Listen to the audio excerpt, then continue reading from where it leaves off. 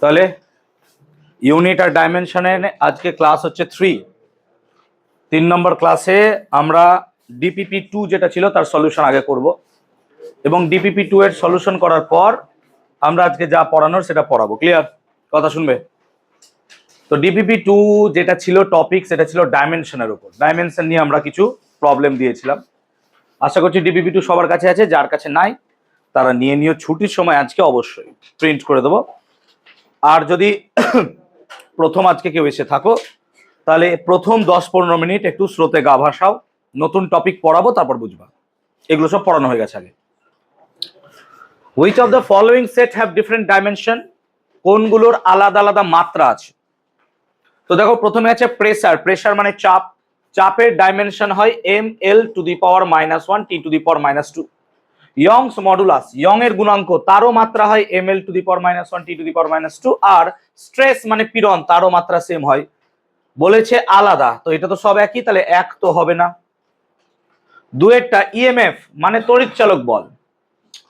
তড়িৎচালক বল আর potential difference, বিভব প্রভেদ একই রাশি, তাহলে তাদের মাত্রাও সেম হবে। আবার ইলেকট্রিক পোটেনশিয়াল মানে তড়িৎ বিভব, ক্লাস 10 এ পড়েছো, সব কটার মাত্রা কি এখানে সেম। তাহলে সবগুলোর মাত্রা যদি সেম হয় এটাতে আলাদা নাই। 3 নম্বর বলছে হিট, ওয়ার্ক ডান, এনার্জি। জানি তিনটেরই মাত্রা কি হবে সেম, সেই জন্য 3ও হবে না, সো অনলি অ্যান্সার 4 হবে। ডাইপোল মোমেন্ট মানে হচ্ছে দ্বিমেরু ভ্রামক। ইলেকট্রিক ফ্লাক্স আর ম্যাগনেটিক ফিল্ড এর প্রত্যেকটা ডাইমেনশন আলাদা ক্ষেত্রে। সো আমরা এখানে 4 নম্বর অপশনটাকে চয়েস করব। Which of the following is a dimensional constant? Dimensional constant মানে একটা কনস্ট্যান্ট কিন্তু তার ডাইমেনশন থাকবে। ধ্রুবক, যেটা আমরা সমানুপাতিক ধ্রুবক বলি। আর আমরা এতদিন ধরে পড়ে আসছি সমানুপাতিক ধ্রুবককে আমরা এমন ভাবে গেস করব যার কোনো মাত্রা বা ইউনিট থাকে না, কিন্তু এটা এমন একটা ধ্রুবক যার মাত্রা আছে, সেটা হচ্ছে গ্র্যাভিটেশনাল কনস্ট্যান্ট, কারণ তার ইউনিট আছে। তার ইউনিটটা হচ্ছে newton metre square by kg square. So আমরা এখানে চয়েস করে নেব আমাদের gravitational constant, that should be your answer. Next, let Q denote the charge of the plate of capacitor. তাহলে কিউ স্কয়ার বাই সি কত হবে? আমরা পরে পড়বো যে Q square by 2c, Q square by 2c এটা হচ্ছে energy stored in the capacitor. Energy stored in the capacitor. আমি ছোট্ট করে দুটো কথা বলছি যে আমরা ক্লাস 10 এ একটা জিনিস পড়েছিলাম, সেটাকে বলা হয় রেজিস্টর। রেজিস্টরের বাংলা হচ্ছে রোধক, যেটাকে তোরা সংক্ষেপে রোধ বলিস, এটাকে রোধক বলে। দেখতে ঠিক এরকম লাগে। ক্লাস 12 এ গিয়ে আরো দুটো নতুন রাশি পড়বি, related to the electrical devices or the component. কি না, তো তোরা একটা পড়বি এরকম দুটো প্যারালাল দাগ, এরকম দুই দিকে দুটো দেখতে, এটাকে বলা হয় ক্যাপাসিটর। ক্যাপাসিটর যাকে বলা হয় বাংলায় ধারক। এটা ব্যাটারি নয়, ব্যাটারি ছোট বড় হয়, এর দুটো দাগই সমান থাকবে।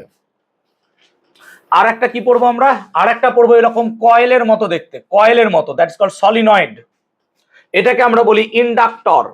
ইন্ডাক্টর মানে হচ্ছে আবেশক। তাহলে এই তিনটে জিনিস আমাদেরকে পড়তে হবে। স্যার এগুলো কেন বলছেন এখন? বিকজ আমাদেরকে প্রবলেম সলভ করতে হবে। এবার ক্লাস 10 এ তোরা পড়েছিস যে রেজিস্টর বা রোধকের মধ্যে যে পরিমাণ শক্তি থাকে সেটা হচ্ছে হিট বা ওয়ার্ক ডান। সেই হিট বা work done is nothing but I square R T. হ্যাঁ না বলবি? তার মানে রোধের মধ্যে যে শক্তি সঞ্চয় থাকে সেটা হচ্ছে আই স্কোয়ার আর টি। তার মানে বক্তব্য হচ্ছে আই স্কোয়ার আর টির মাত্রা যা হবে ওয়ার্কের মাত্রাও সেম হবে। সিমিলারলি ইন্ডাক্টরের মধ্যে যে এনার্জি স্টোরড থাকে, এনার্জি স্টোরড থাকে, তার রাশিমালা হচ্ছে হাফ এল আই স্কোয়ার। মানে এল আই স্কোয়ারের মাত্রা যা হবে সেই সেম ডাইমেনশন হবে এনার্জি বা শক্তি বা কার্যের। সেম কেস ক্যাপাসিটরের ক্ষেত্রে অ্যাপ্লিকেবল, যে ক্যাপাসিটরের ক্ষেত্রে এনার্জি স্টোরড এর ফর্মুলা হচ্ছে কিউ স্কোয়ার বাই 2c। তো এই তিনটে একটু মনে রাখবো। কেন আমরা এই প্রবলেমটাকে এইভাবেও করতে পারতাম, কিউ স্কোয়ার বাই 2c এর মাত্রা কত হবে? না তো স্যার কিউ এর মাত্রা বসান, আই টি এর হোল স্কোয়ার, 2c এর মাত্রা বসান দিয়ে কাটাকুটি করেন। হ্যাঁ না বলো? তোমরা এইভাবে করলে আনসারটা বেরিয়ে যাবে। আর আমি তোমাকে এখানে কি বলছি যে তুমি জেনে রাখো তিনটে জিনিস, যে রেজিস্টার বা রোধ থাকলে পরে তার শক্তি হয় আই স্কোয়ার আর টি। যদি ইন্ডাক্টর থাকে হাফ এল আই স্কোয়ার, নিশ্চয়ই এই কোশ্চেনটা পেয়ে গেছো অলরেডি তোমরা ডিপিপিতে। আর ক্যাপাসিটর থাকে কিউ স্কোয়ার বাই 2c। যেহেতু sir Q square by 2c energy, তাহলে নিশ্চয়ই কিউ স্কোয়ার বাই 2c কার সাথে সমান হবে? এনার্জির সাথে সমান হবে। আর এনার্জির ডাইমেনশন কত হয়? M L square T to the power -2। আমরা এখানে দেখে নেবো M L square T to the power minus two বোধহয় অপশন নাম্বার 3 আছে নাকি, বুঝতে পারলাম ব্যাপারটা? Is it clear? এবার তোর যদি মনে হয় যে তুই এইভাবে করবি, এখানে ক্যাপাসিটরের মাত্রা বসাবি, বসিয়ে দেখবি আলটিমেটলি সেটা কি আসবে, M L square T to the power minus two. হ্যাঁ না বলবি? এবার আর একটা বুদ্ধি শেখাচ্ছি, দেখ কটা উপায় করবো, দেখ করে দিচ্ছি সবই। এদিকে দেখা, Q square by two C নাকি রে? আগের দিন কি একটা ফর্মুলা শিখিয়েছিলাম আমি, সি মানে কিউ বাই ভি, মনে করে দেখতে পারিস? এটা শিখিয়েছিলাম আগের দিন, মনে করে দেখতে পারিস। তাহলে আমি যদি সি এর জায়গায় কিউ বাই ভি বসাই, তাহলে দেখতো Q square by two into Q ওপরে চলে যাবে ভি, আর কিউ স্কোয়ার সাথে কিউ কাটলে কত পড়ে থাকছে, কিউ ভি। আচ্ছা একটা ফর্মুলা কি চোখে ভাসছে, ডাব্লু সমান ভি কিউ, হ্যাঁ না বলতো? তার মানে Q square by two C is nothing but Q V, হ্যাঁ না বল? আর কিউ ভি মানে কি স্যার, ডাব্লু, আর ডাব্লু মানে কি স্যার? কিচ্ছু মনে রাখার দরকার পড়লো না। আর কটা উপায় শেখাবো বল, বুঝাতে পারছি সব? একটা এনার্জির ফর্মুলা মনে রাখো, একটা সিম্পল ডাইমেনশন বসাও, আর একটা ফর্মুলা ধরে ধরে ধরে ধরে এলাম। বুঝতে পারছো ব্যাপারটা? ক্লিয়ার হয়েছে? যে কোনো একটা বুঝে নাও। সবার কি ক্লিয়ার হয়েছে জিনিসটা? আই হোপ সবাই এই ফর্মুলা দিয়ে করেছো, তাই তো? মুখস্থ করে, ঠিক তো? যেটা দিয়ে করো ঠিক হলেই হলো। ক্লিয়ার? আমি তোমাকে সহজ শেখাবো, আমি তোমাকে জটিল ভাবে নিয়েই যাব না। এটা কি মনে রাখতে হবে অনেক কিছু, এটা মনে হয় অনেক সহজ, এটা জেনেই গেলাম আমরা, স্যার এই হলে এই হবে, বাস শেষ খতম। ঠিক বলছি তো? ডাইমেনশন অফ দ্য রেজিস্ট্যান্স, আগে বলো রেজিস্ট্যান্সের ডাইমেনশন কত? না তো স্যার ডাইমেনশন অফ রেজিস্ট্যান্স ডিম আর নাকি রে, ডাইমেনশন মানে ডিম। ডাইমেনশন অফ রেজিস্ট্যান্স কত হয় স্যার? না তো M L square T to the power minus 3 I to the power কত হয় স্যার? এরকমই কিছু একটা হয়। তাহলে M L square T minus 3 I minus 2 এটা হচ্ছে রেজিস্ট্যান্স। এবার নিচের কার সাথে সমান? এখানে যে এইচ দেখছো, এইচটাকে বলা হয় প্লাঙ্কস কনস্ট্যান্ট। আর মাথায় রাখবি এই প্লাঙ্কস কনস্ট্যান্টের ডাইমেনশন হবে অ্যাঙ্গুলার মোমেন্টামের ডাইমেনশনের সাথে সমান। অ্যাঙ্গুলার মোমেন্টাম মাথায় রাখবো আমরা, অ্যাঙ্গুলার মোমেন্টামের ডাইমেনশনের সাথে সমান। আর অ্যাঙ্গুলার মোমেন্টামের ডাইমেনশন প্লিজ মুখস্থ করবি M L square T to the power minus 1, এটা হচ্ছে অ্যাঙ্গুলার ডাইমেনশনের মোমেন্টাম। তাহলে অ্যাঙ্গুলার মোমেন্টামের ডাইমেনশন হচ্ছে কত?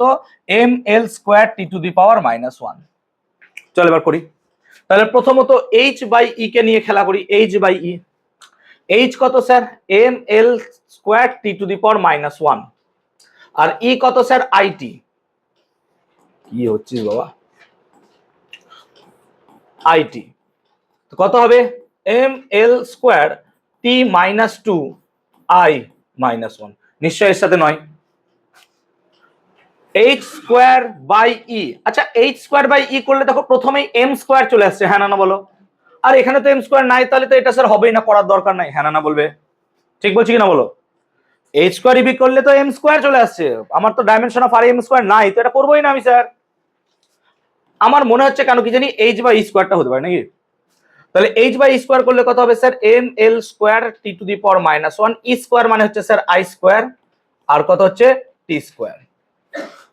এটা যদি ঠিকঠাক করে করতে পারি তাহলে এটাই মনে হচ্ছে আমার ফাইনাল অ্যান্সার দাঁড়াবে এইরকম কিছু, যেটা আমার ফাইনাল অ্যান্সার। ঠিক?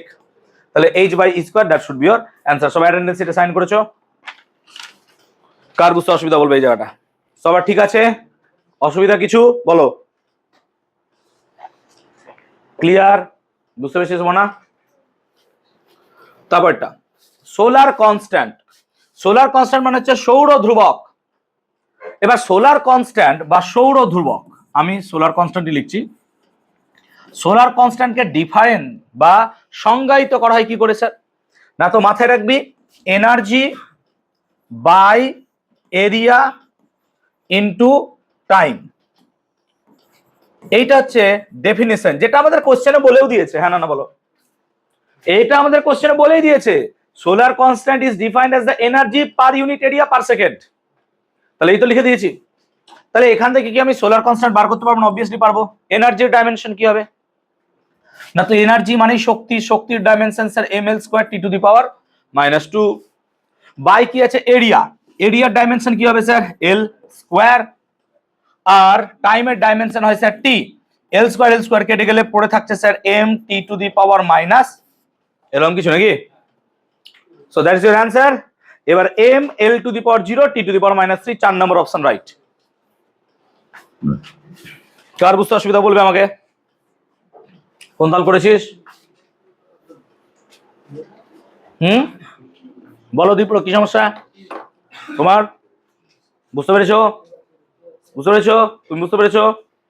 সবার ক্লিয়ার হয়েছে? কোনটা? Energy by area into time, এটা হচ্ছে সোলার কনস্ট্যান্ট। তো এনার্জি ডাইমেনশন বসা, এরিয়া ডাইমেনশন বসা, টাইমের ডাইমেনশন বসা, কাটাকুটি কর, বেরিয়ে যাবে। ক্লিয়ার হয়েছে? তাহলে পরের স্লাইডে যাচ্ছি। হয়েছে? এটা কোথায় আগের দিন করে দিয়েছিলাম নাকি রে? Force equal to X by density. তাহলে এক্স মানে হচ্ছে ফোর্স ইন্টু ডেন্সিটি। আমার মনে হয় M L to the power কত এসেছিল? এম এল স্কোয়ার নাকি এরকম কিছু, এম এল স্কোয়ার ইন্টু যাই হোক, আমরা এটা করে দিয়েছিলাম। সাতেরটা নিয়ে ইন্টারেস্টেড? এবার সাতেরটা একটু মনে রাখবা। দেখো, M L square by Q square, এখানে কিউটা কি স্যার? কিউ হচ্ছে চার্জ। প্লিজ একটু শুনবে, কিউটা হচ্ছে চার্জ। এই চার্জ মানে হচ্ছে M L square I square T square. এটা যদি দেখো তাহলে M L square T to the power minus two I to the power minus two. হ্যাঁ না বলো? ক্লিয়ার? এই যে এই রাশিটা দেখছো, এই রাশিটা কি রেজিস্টরের ডাইমেনশন? হ্যাঁ না বলতো? দেখতো M L square T minus two I minus two, sorry resistors নয়, এটা হচ্ছে তোর পোটেনশিয়াল, তাই তো? না পোটেনশিয়াল হবে না, T to the power minus three. ও আচ্ছা আচ্ছা, M L square by Q square আছে, এটা হেনরি হবে। আচ্ছা দেখো, M L square T minus two I minus two, এটা হচ্ছে একটা মুখস্থ রাখতে হয় আমাদেরকে, ইন্ডাক্টার বা ইন্ডাকট্যান্স, যাকে বলা হয় আবেশক বাংলায়। তাহলে এটা হচ্ছে ডাইমেনশনালি আবেশকের ডাইমেনশন, এটা হচ্ছে মুখস্থ রাখতে হয়, M L square T minus two I minus two, তাই তো? এটা আমাদের বোধহয় নোটসে দেওয়া আছে ছকে। সেই জন্য আমাদেরকে মনে রাখতে হবে আবেশক। এবার দেখ এখানে আবেশক বা ইন্ডাকট্যান্স তো দেয়নি, আবেশাঙ্ক, সরি ইন্ডাকট্যান্স মানে হচ্ছে আবেশাঙ্ক। কি ব্যাপার, তোর ভুল হচ্ছে কেন আজকে আমার? আবেশাঙ্ক। তাহলে আবেশাঙ্কের ইউনিট কি হয় মাথায় রাখবি? আবেশাঙ্কের ইউনিট হয় হেনরি। তাহলে আবেশাঙ্কের ইউনিট হয় হেনরি, সো হেনরি। এটার আরেকটা একক আছে ওয়েবার পার অ্যাম্পিয়ার, এটা হলে পরে আমরা রাইট নিই ওয়েবার পার অ্যাম্পিয়ার। তাহলে হেনরি না থেকে যদি ওয়েবার পার অ্যাম্পিয়ার থাকতো সেটাও কিন্তু রাইট নিতাম আমরা। দুটো ইউনিটই আমরা ইউজ করি আবেশাঙ্ক বা ইন্ডাকট্যান্সের, একটা হচ্ছে ওয়েবার পার অ্যাম্পিয়ার আর একটা হচ্ছে হেনরি, দুটো ইউনিটই আমরা ইউজ করি। তাহলে সাথেরটা মনে রাখবো, M L square T to the power minus two I to the power minus two, এটা হচ্ছে ইন্ডাকট্যান্সের ডাইমেনশন। এটা একটু মেমোরিতে রাখতে হবে আমাদেরকে। Which of the following has the same dimension? মাত্রা একই। ইম্পালস, ইম্পালস মানে কি না, তো ইম্পালস মানে হচ্ছে ফোর্স ইন্টু টাইম। মাথায় রাখবি ইম্পালস মানে হচ্ছে ফোর্স ইন্টু টাইম। বলের ঘাত মানে হচ্ছে বল গুণিত সময়। এবার বল গুণিত সময় মানে কত? M L T minus two, তার সাথে গুণ করবো টি, তাহলে এটা আসছে M L T minus one. তাহলে নিশ্চয়ই এটা মোমেন্টাম। হ্যাঁ না বলতো? ভরবেগ। M L T minus one হচ্ছে মোমেন্টাম। তাহলে ইম্পালস হচ্ছে ডাইমেনশনালি কার সাথে সমান? মোমেন্টাম বা লিনিয়ার মোমেন্টাম বলতে পারিস। So impulse and momentum same dimension, তো এক একটাই রাইট, আর তো অপশন নাই। যদি অল অফ দ্য অ্যাবাভ থাকতো তাহলে বাকিগুলো ভেবে দেখতাম। তাহলে ইম্পালস এন্ড মোমেন্টাম নিয়ে নেবো। ক্লিয়ার হয়েছে? বুঝতে পারলাম? তাহলে ইম্পালস আর মোমেন্টামের, ইম্পালস মানে হচ্ছে ফোর্স ইন্টু টাইম, ফোর্সের ডাইমেনশন ইন্টু টাইমের ডাইমেনশন গুণ করে দিলাম, এটা মোমেন্টাম। কার বুঝতে অসুবিধা বলবে প্লিজ? আটেরটা হলো সবার। নয়টা, দ্য ডাইমেনশন অফ ভোল্টেজ। আচ্ছা ভোল্টেজের ডাইমেনশন তো আমরা জানি, M L square T to the power কত ছিল? Minus three I to the power, কিন্তু এখানে আই এর বদলে এ লিখেছে, একই ব্যাপার। তাহলে M L square T minus three I to the power minus two, কোথায় আছে রে? এইটা নাকি? ও আই মাইনাস ওয়ান হবে, রেজিস্টার কেন করছি আমি? আই মাইনাস ওয়ান, তাই না? M L square T to the power minus three I to the power minus one, potential তো। রেজিস্টার হলে আই টু দি পাওয়ার কত হয়? Minus two. এটা তো তড়িৎ বিভবের ডাইমেনশন, তাই না? আর রোধের ডাইমেনশন কত হয়? M L square T minus three I কত হয়ে যায়? মাইনাস টু, তাই না? লাস্ট ক্লাসে করেছিলাম তো, এগুলো বার করেছিলাম তো। চলো, if L denotes the inductance, এখনই ইন্ডাকট্যান্স নিয়ে বোঝালাম যে এল যদি আবেশাঙ্ককে বোঝায় তাহলে এল আই স্কোয়ারের ডাইমেনশন কত হবে? এল আই স্কোয়ার, এখনই বোঝালাম যে এল আই স্কোয়ার হাফ, এটা মানে হচ্ছে কি স্যার? এনার্জি। তাহলে নিশ্চয়ই এল আই স্কোয়ার ডাইমেনশন এনার্জির সাথে সমান হবে M L square T minus two. ভাবার দরকারই নাই আর, দেখ করতেই হবে না। বুঝতে পেরেছিস? তাহলে এটা একের সাথে সমান। এবার তোরা কি করতে পারিস, এল এর ডাইমেনশন বসাবি, তার সাথে আই স্কোয়ার করবি, দেখবি তাই বেরোবে, তাই না? বুঝতে পেরেছিস না বুঝতে পারিস নি? ক্লিয়ার হয়েছে? এই জায়গাটা কে বোঝনি বলবে, বুঝেছো? ক্লিয়ার হয়েছে সবার? কোনো সমস্যা হলে বলো।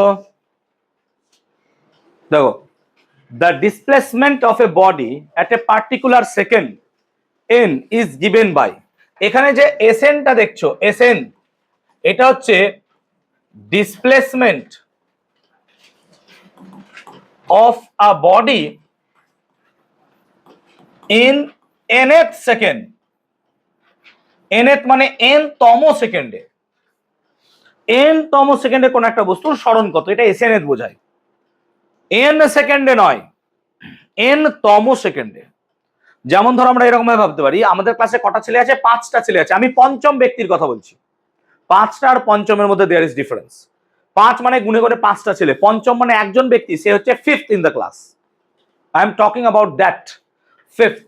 তাহলে এখানে হচ্ছে nth। যাক, আমরা এত শত জানবো না, আমরা সেকেন্ড ক্লাসে সেকেন্ড চ্যাপ্টারে জানবো। এখন আমাদেরকে বলছে snth equals to U plus half A 2n minus 1, এটা হচ্ছে গল্প। ঈশানী বলতো, এই একের কি কোনো ইউনিট হবে? হবে না। একের ইউনিট হবে কিছু? কিছুই তো না এখানে। একের কোনো ইউনিট আছে? Any idea? আমরা আগের ক্লাসে কি বলেছিলাম, সেম ডাইমেনশনকে যোগ বা বিয়োগ করা যায়। তাহলে এন মানে কি এখানে বোঝাচ্ছে, nth সেকেন্ড, এন মানে কি এখানে টাইম বুঝাচ্ছে? এন মানে কি টাইম বুঝাচ্ছে? হ্যাঁ না বলবি? এখানে এন মানে কি টাইম বুঝাচ্ছে?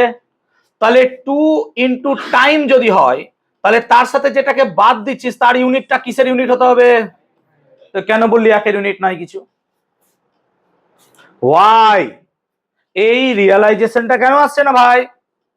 এগুলো কি ক্লাসে করানো হয়নি? দেখো 2n মাইনাস 1 আছে, ওপরে বড় বড় করে লেখা আছে nth সেকেন্ড, তাহলে নিশ্চয়ই এনটা এখানে সেকেন্ডকে বোঝাচ্ছে, সময়কে বোঝাচ্ছে। তাহলে এখানে যে 2n মাইনাস 1 আছে, এটার যদি একক সেকেন্ড হয়, আরে ভাই এটার এককে কি হতে হবে? সেকেন্ড। এটা অ্যাকচুয়ালি 1 সেকেন্ডকে বোঝাচ্ছে। It is nothing but 1 second.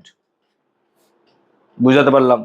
তেমনি এই এসএনটাও কিন্তু বোঝাচ্ছে n তম সেকেন্ডে অতিক্রান্ত দূরত্ব। হ্যাঁ না বলো? তাহলে কোন একক সময়ে অতিক্রান্ত দূরত্বকে আমরা কি বলি? বেগ। হ্যাঁ না বল? তাহলে এসএনটা বেসিক্যালি দূরত্ব হবে না বেগ হবে? বেগ হবে। হ্যাঁ না বল? কেন? কারণ এসএনটা বোঝাচ্ছে n তম সেকেন্ডে অতিক্রান্ত দূরত্ব। Yes or no? আমরা বলি প্রতি সেকেন্ডে অতিক্রান্ত দূরত্বকে কি বলি? বেগ। প্রতি সেকেন্ডে অতিক্রান্ত দূরত্বকে কি বলি? বেগ। তাহলে এটাও তো তাই হচ্ছে যে n তম সেকেন্ডে কত অতিক্রান্ত দূরত্ব সেটা বেগকে প্রকাশ করে। সেই জন্য এসএন এর ইউনিট আর বেগের ইউনিট সেম হবে।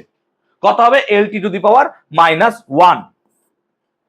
এইভাবে তুই ভাবতে পারিস। এবার যদি তুই এটাকে এইভাবে না ভাবিস, আরেকভাবে দেখ। আচ্ছা, ইউ মানে কি? বেগ। তাহলে ইউ এর ডাইমেনশন কত হবে স্যার? তো ডাইমেনশন অফ ইউ তো হবে lt -1। হ্যাঁ না বল? বেগের মাত্রা তো lt -1। আর আমরা যদি হাফ এ 2n -1 করি, হাফ এ 2n -1 এর ডাইমেনশন বার করতে চাই, প্রথমত বল হাফ এর ডাইমেনশন কত হবে? হবে না, 1 হবে। সংখ্যা তো নাকি রে? 2 এর ডাইমেনশন, এ এর ডাইমেনশন, এ কত স্যার? এ মানে হচ্ছে না lt -2, অ্যাক্সিলারেশন তো।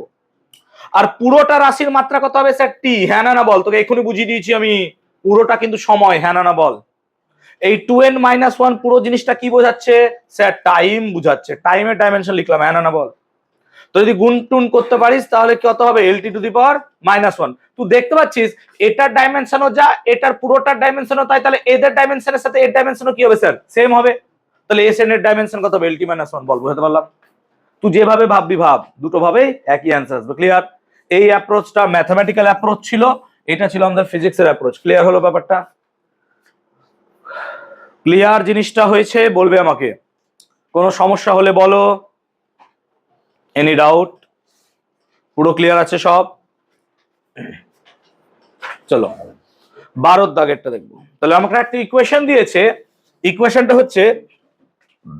ইকুয়েশনটা হচ্ছে p সমান RT by v minus b e to the power a p নাকি রে? AP বাই RT, ঠিক বলছি তো? না এটা কি দেওয়া আছে দেখতো তো নোটসে? এ ভি আছে, আমি এখানে দেখতে পাচ্ছি না, E to the power A V by R T এরকম আছে। এবার দেখ এই ইটাকে বলবো আমরা এক্সপোনেনশিয়াল। মাথায় রাখবি সামথিং এক্সপোনেনশিয়াল যাই থাকুক, পুরো এক্সপোনেনশিয়ালের কোনো ডাইমেনশন হয় না, এক হয়। মানে এক্সপোনেনশিয়াল যাই হবে পুরোটা ডাইমেনশন কত হবে? 1।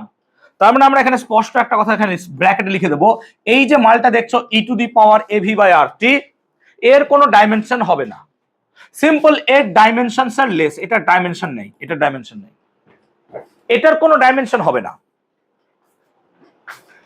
বুঝতে পারলাম ব্যাপারটা? এটার কোনো ডাইমেনশন হবে না। আবার ই টু দি পাওয়ার মাথার ওপর যেটা আছে, এই মাথার ওপর যেটা আছে, যে মাথার ওপর যা আছে সেটাও কি হবে? সেটাও হবে ডাইমেনশনলেস, সেটাও হবে ডাইমেনশনলেস। দ্যাট মিনস আমি যদি এখানে দেখি এ ভি বাই আর টি, এটাই কি এর মাথায় আছে? হ্যাঁ স্যার। এটার ডাইমেনশন হবে না, তাহলে কত হবে স্যার? তাহলে ই এর মাথায় কোনো ডাইমেনশন হবে না, আর এক্সপোনেনশিয়ালের নিজস্ব কোনো ডাইমেনশন হবে না। ক্লিয়ার হলো? দুটো জিনিস কি বললাম, ই যাই থাকুক, তোমাকে আমি এখানে দিয়ে দিলাম ই এর পর এখানে কিছু যা ইচ্ছা দিয়ে দিলাম, এর ডাইমেনশন কত স্যার? এক, নাই, কোনো ডাইমেনশন হবে না, এখানে যা ইচ্ছা তাই থাকুক। আবার এই পুরোটা ডাইমেনশন কত স্যার? এখানেও কোনো ডাইমেনশন নাই, এক। মানে ই এর নিজস্ব কোনো ডাইমেনশন নাই, ই এর মাথায় যা থাকবে তারও কোনো ডাইমেনশন নাই। ক্লিয়ার হলো? তাহলে এখন আমাকে কিসের ডাইমেনশন বার করতে হবে? এর ডাইমেনশন। তাহলে এ সমান কি আমরা এখানে লিখতে পারবো? আর টি বাই ভি। আর আমরা একটা ফর্মুলা জানি, পিভি সমান কত? আর টি। তাহলে আর টি মানে কি লিখে দেবো? পিভি। তাহলে PV by V, V V কেটে গেলে কি পড়ে থাকছে? পি। সো এর ডাইমেনশন আর পি এর ডাইমেনশন কি হবে স্যার? সেম হয়ে গেল। চলো পি। বুঝতে পারলাম? ক্লিয়ার হলো? তাহলে এক্সপোনেনশিয়ালের নিজস্ব কোনো ডাইমেনশন থাকবে না, টি এর মাথায় কিছু থাকলে তারও কোনো ডাইমেনশন ভাই থাকবে না। সিম্পল কথা। Is it clear? মাথায় থাকবে এটা। পরের কোশ্চেনটা দেখবো। বলছে টাইম, ভেলোসিটি আর লিনিয়ার মোমেন্টাম আর চোজেন অ্যাজ ফান্ডামেন্টাল কোয়ান্টিটি। মানে টি সি, ভেলোসিটি 3 আছে, 3 হবে না, এটা ভেলোসিটিটাকে সি লিখবো, ভেলোসিটি সি লিখবো এটা, আর এইচ হচ্ছে মোমেন্টাম। এদেরকে যদি ফান্ডামেন্টাল কোয়ান্টিটি ধরে লিস, তাহলে পরে মাসের ডাইমেনশন কত হবে এটা বার করতে হবে, মাসের ডাইমেনশন। তো এক কাজ করতে পারি আমরা, যে মাস ইজ প্রপোর্শনাল টু, লিখে দিতে পারি টি টু দি পাওয়ার এক্স, হ্যাঁ না বলবি, সি টু দি পাওয়ার কত স্যার? ওয়াই, আর H to the power Z, হ্যাঁ না বল। এইভাবে সম্পর্ক ধরে নিলাম, যেখানে টি মানে কি? টাইম, সি মানে কি? ভেলোসিটি, আর এইচ মানে কি? মোমেন্টাম। এবার সবার মাত্রা বসা। তাহলে আমরা এখানে যদি এম এর মাত্রা বসাই, এম সমান টি মানে T to the power X, C মানে কি স্যার? বেগ। তাহলে বেগের মাত্রা কত হবে? L T to the power -1 to the power Y, হ্যাঁ না বলবি। আর এইচ মানে কত? মোমেন্টাম, মোমেন্টামের মাত্রা M L T to the power -1। এখনই শিখালাম মোমেন্টামের মাত্রা এম এল টি -1। আর তার মাথায় কি দেওয়া আছে? জেড। তাহলে অবভিয়াসলি আমরা জেড বসিয়ে দিলাম। কি লিখবো? M to the power Z, L to the power, দেখো ডাইরেক্ট করছি, ওয়াই প্লাস জেড। তাহলে এখানে কত লিখবো? ওয়াই প্লাস জেড, হ্যাঁ না বলবে। সূচকের গুণ হয়ে গেল। আর টি এর মাথায় কত আছে স্যার? টি এর মাথায় -ওয়াই জেড, তাহলে এটা হলো -ওয়াই জেড। ঠিক বলছি? আর এখানে কত লিখবো স্যার? এখানে লিখবো M to the power 1, L to the power 0, T to the power 0, হ্যাঁ না বলো। তাই শিখিয়েছিলাম, একদম পুরো কপি পেস্ট করছি যা পড়িয়েছি। এবার কম্পেয়ার করো, তাহলে ইজিলি দেখতে পাচ্ছ যে জেড সমান 1 চলে আসছে, জেড সমান 1। আর ওয়াই প্লাস জেড সমান হচ্ছে 0, তাহলে ওয়াই সমান কত হয়ে যাচ্ছে? -1। আর এক্স সমান কত আসবে? আরে এক্স কই, এখানে ভুল করেছি, টি টু দি পাওয়ার এক্স পড়ে আছে না, -ওয়াই জেড নাকি রে? এই যে টি টু দি পাওয়ার এক্স পড়েছিল তো। তাহলে আমরা এখানে কি কম্পেয়ার করব? এক্স -ওয়াই জেড সমান কত? 0। তাহলে এক্স -ওয়াই মানে কত? +1, হ্যাঁ না বল। আর এটা কত? -1 সমান 0, তাহলে এক্স সমান কত চলে আসছে? 0। তাহলে ইকুয়েশনটা কি দাঁড়াবে? এক্স সমান যদি 0 আসে, তাহলে স্যার ইকুয়েশনটা দাঁড়াবে এম সমান টি টু দি পাওয়ার 0, হ্যাঁ না বলো। এটা কি ছিল? C to the power Y, Y কত স্যার? -1, আর এইচ টু দি পাওয়ার কত স্যার? 1। তাহলে ফাইনাল ইকুয়েশন এম সমান সি মাইনাস ওয়ান এইচ এরকম কিছু দাঁড়াবে। দেখো কোথায় আছে, এই তো 1 নম্বর। সবাই পেরেছ অঙ্কটা? সোজা ছিল, বুঝতে পেরেছ অঙ্কটা? পেরেছিলিস বাড়িতে? পেরেছিস? তুই করেছিস? বলো। হ্যাঁ, তুমি যদি ওটা করতে পারো এম সমান সি হবে, কিন্তু এইটা করে রাখাটা বেটার। সব কটা ওইভাবে মিলবে না, অনেক প্রবলেমই ওটা দিয়ে মিলবে না, ঠিক আছে? এটা দিয়ে করতে বেটার হবে, ওটা দিয়ে না হওয়া নয়, হবে তো সবই। কে বুঝনি প্রবলেমটা বলো? হ্যাঁ বলো, বুঝতে পেরেছো? ক্লিয়ার হয়েছে সবার? ওকে, তাহলে 13টা বুঝলাম। চলো 14 দেখি। 14 বলছে কে, এখানে মাথায় রাখবি কে হচ্ছে কাইনেটিক এনার্জি। তাহলে কে সমান বি এক্স বাই কত, এক্স স্কোয়ার প্লাস এ স্কোয়ার। এদিকে তাকা, এবার বল আমরা যদি দেখি যে এখানে এ স্কোয়ারের ডাইমেনশন আর এক্স স্কোয়ারের ডাইমেনশন সেম, হ্যাঁ না বল? তার মানে পুরোটার ডাইমেনশন কার সাথে সমান হবে স্যার? এক্স স্কোয়ারের সাথে সমান হবে, হ্যাঁ না বল? তার মানে আমি কি লিখতে পারি কে সমান বি এক্স বাই অ্যাকচুয়ালি কত, এক্স স্কোয়ার, হ্যাঁ না বল? কেন? কারণ পুরোটার ডাইমেনশন তো এক্স স্কোয়ার হবে। কেউ পট করে ভেবে নিও এ কে 0 করলাম, এ কে 0 করিনি। আমি বলছি এক্স স্কোয়ারের একক যদি মিটার হয়, এ স্কোয়ারেরও একক কি হবে? মিটার। তো পুরোটার একক তো মিটারই হবে, তাই মিটার লিখেছি। এরকম ভাবে ভাবো। কেন এক্স স্কোয়ার লিখলাম? কারণ ওপরে এক্স আছে, কাটতে পারবো। তার মানে কে সমান কত হবে? B by X. তাহলে বি সমান কত স্যার? কে এক্স। কে মানে কি স্যার? এনার্জি, কিন্তু কোশ্চেনে তো এনার্জি নাই, সব ওয়ার্ক আছে। এনার্জি মানেই তো ওয়ার্ক, হ্যাঁ না বলো? এনার্জি আর ওয়ার্কের ডাইমেনশন কি হয়? সেম। সেই জন্য আমরা কি লিখবো? ওয়ার্ক ইন্টু কি হবে? এক্স। এক্স মানে কি? ডিস্টেন্স। তাহলে ওয়ার্ক ইন্টু ডিস্টেন্স, এটাই বোঝাচ্ছে আমাদের এই কে সমান B X by X square plus square. বুঝতে পারলাম? তারপর এটা বলছে dimension of universal gas constant. এটা তো প্রত্যেকে জানি, M L square T to the power -2 mole to the power -1 theta to the power -1 বা কে টু দি পাওয়ার -1। সো এটা প্রত্যেকেই জানো, M L square T -2 mole to the power -1 K to the power -1 বা theta to the power -1 হয়। Clear? Recording হচ্ছে বাবা, দেখছিস তো? 15 পর্যন্ত ক্লিয়ার? বুঝাতে পেরেছি? এটা বুঝতে পেরেছো সবাই? পরেরটাতে যাবো।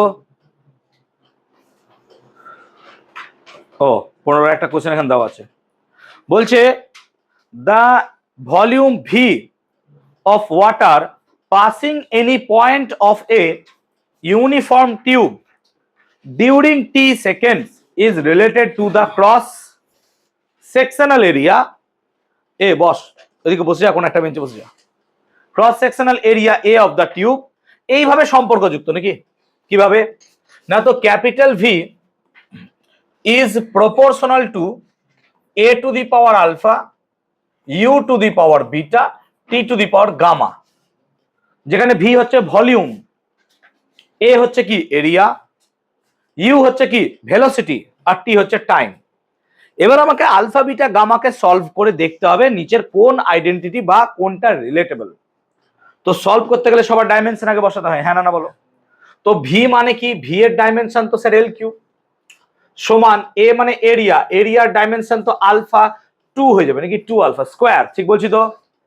ভালো করে দেখো, এরিয়ার ডাইমেনশন কি হয়? L square, R to the power alpha মানে কত হবে? এল টু দি পাওয়ার 2 আলফা হয়ে যাবে, হ্যাঁ না বলবে? তারপর ইউ মানে ভেলোসিটি, ভেলোসিটি মানে এল টি টু দি পাওয়ার -1, তার মাথায় কত যাবে স্যার? বিটা যাবে, হ্যাঁ না বলো? আর টি মানে সময়, তার মাথায় যাবে গামা। তাহলে এটা মানে কত পাবো sir? L to the power 2 alpha plus কত হয়ে যাবে? বিটা, ঠিক লিখলাম। আর টি থাকবে শুধু T to the power minus beta plus gamma, এটা মানেই কি? এল cube T to the power 0, হ্যাঁ স্যার। তো টি কে যদি ইকুয়েট করো, টি কে কম্পেয়ার করো, তাহলে দেখো এটার সাথে এটা সমান হয়ে যায়।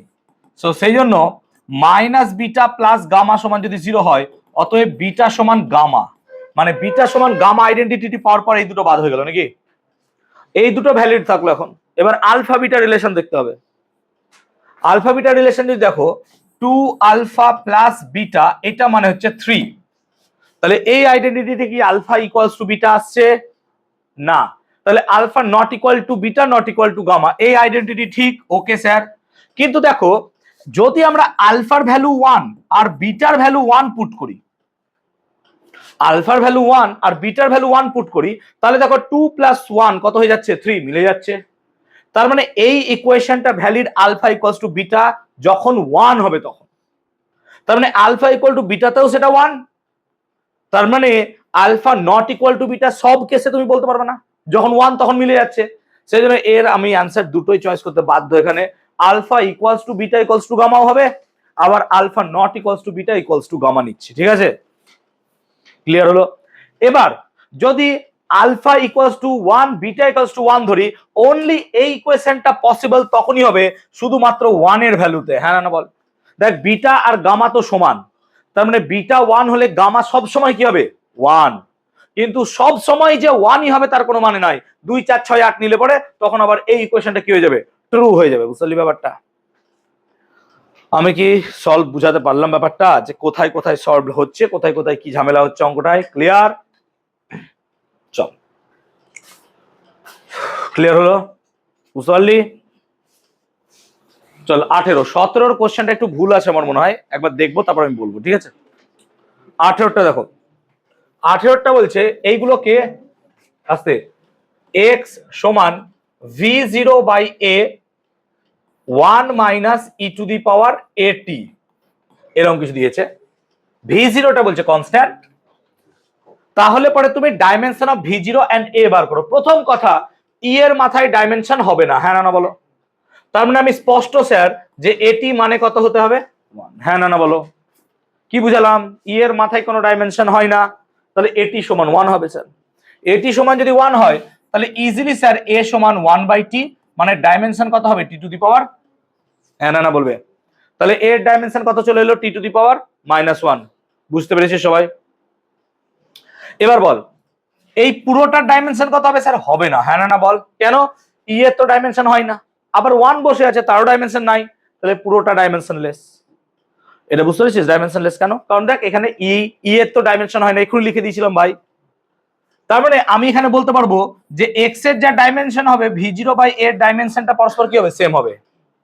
আর অলরেডি তুই এর ডাইমেনশন পেয়ে গেছিস t-1, তাহলে v0 কত হবে স্যার? এক্স এ। এক্স মানে কি? দূরত্ব। এক্স মানে দেখ পজিশন বলে দিয়েছে। এক্স মানে পজিশন যদি বলে তাহলে এক্স এর ডাইমেনশন হবে এল, আর এর ডাইমেনশন কত হবে sir? T to the power -1। So that's your answer, L T to the power -1 T to the power -1। খুঁজে নে। বুঝতে পেরেছিস? ক্লিয়ার হয়েছে? সবার কি ক্লিয়ার হয়েছে? বুঝতে এটা তো ডাইমেনশন হবে না, তাহলে v0/a সমান x, তাহলে v0 সমান কত? ax হবে। তাহলে এর ডাইমেনশন তো আগে বার করলি t-1, আর x তো বলে দিয়েছে পজিশন, পজিশন মানে l, লেংথ। এই তো পজিশন অফ x মানে কি? লেংথ, তো দূরত্ব। ক্লিয়ার হলো? 19টা দেখ।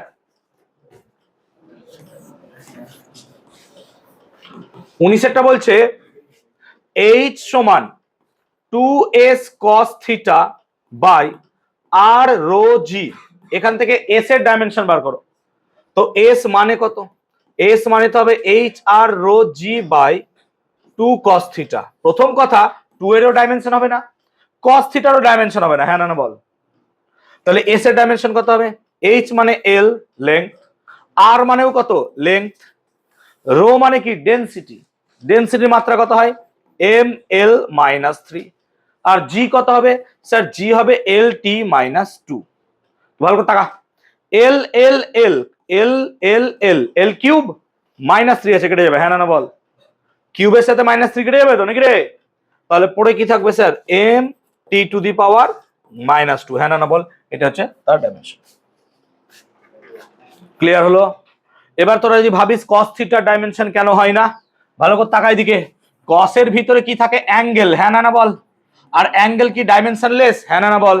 তো অ্যাঙ্গেল ডাইমেনশনলেস হলে পরে এটাও ডাইমেনশনলেস হবে। হ্যাঁ না বল? cos এর আবার ডাইমেনশন কি হয়? cos 30 ডিগ্রি মান কত? হাফ। তার পিছনে কিছু বসাস একক না, তাহলে cos 30 এর ভ্যালু হয়, একক হয় না, তাহলে ডাইমেনশন নাই। ক্লিয়ার? বুঝতে পারলাম? ক্লিয়ার হলো? চল 20টা দেখি।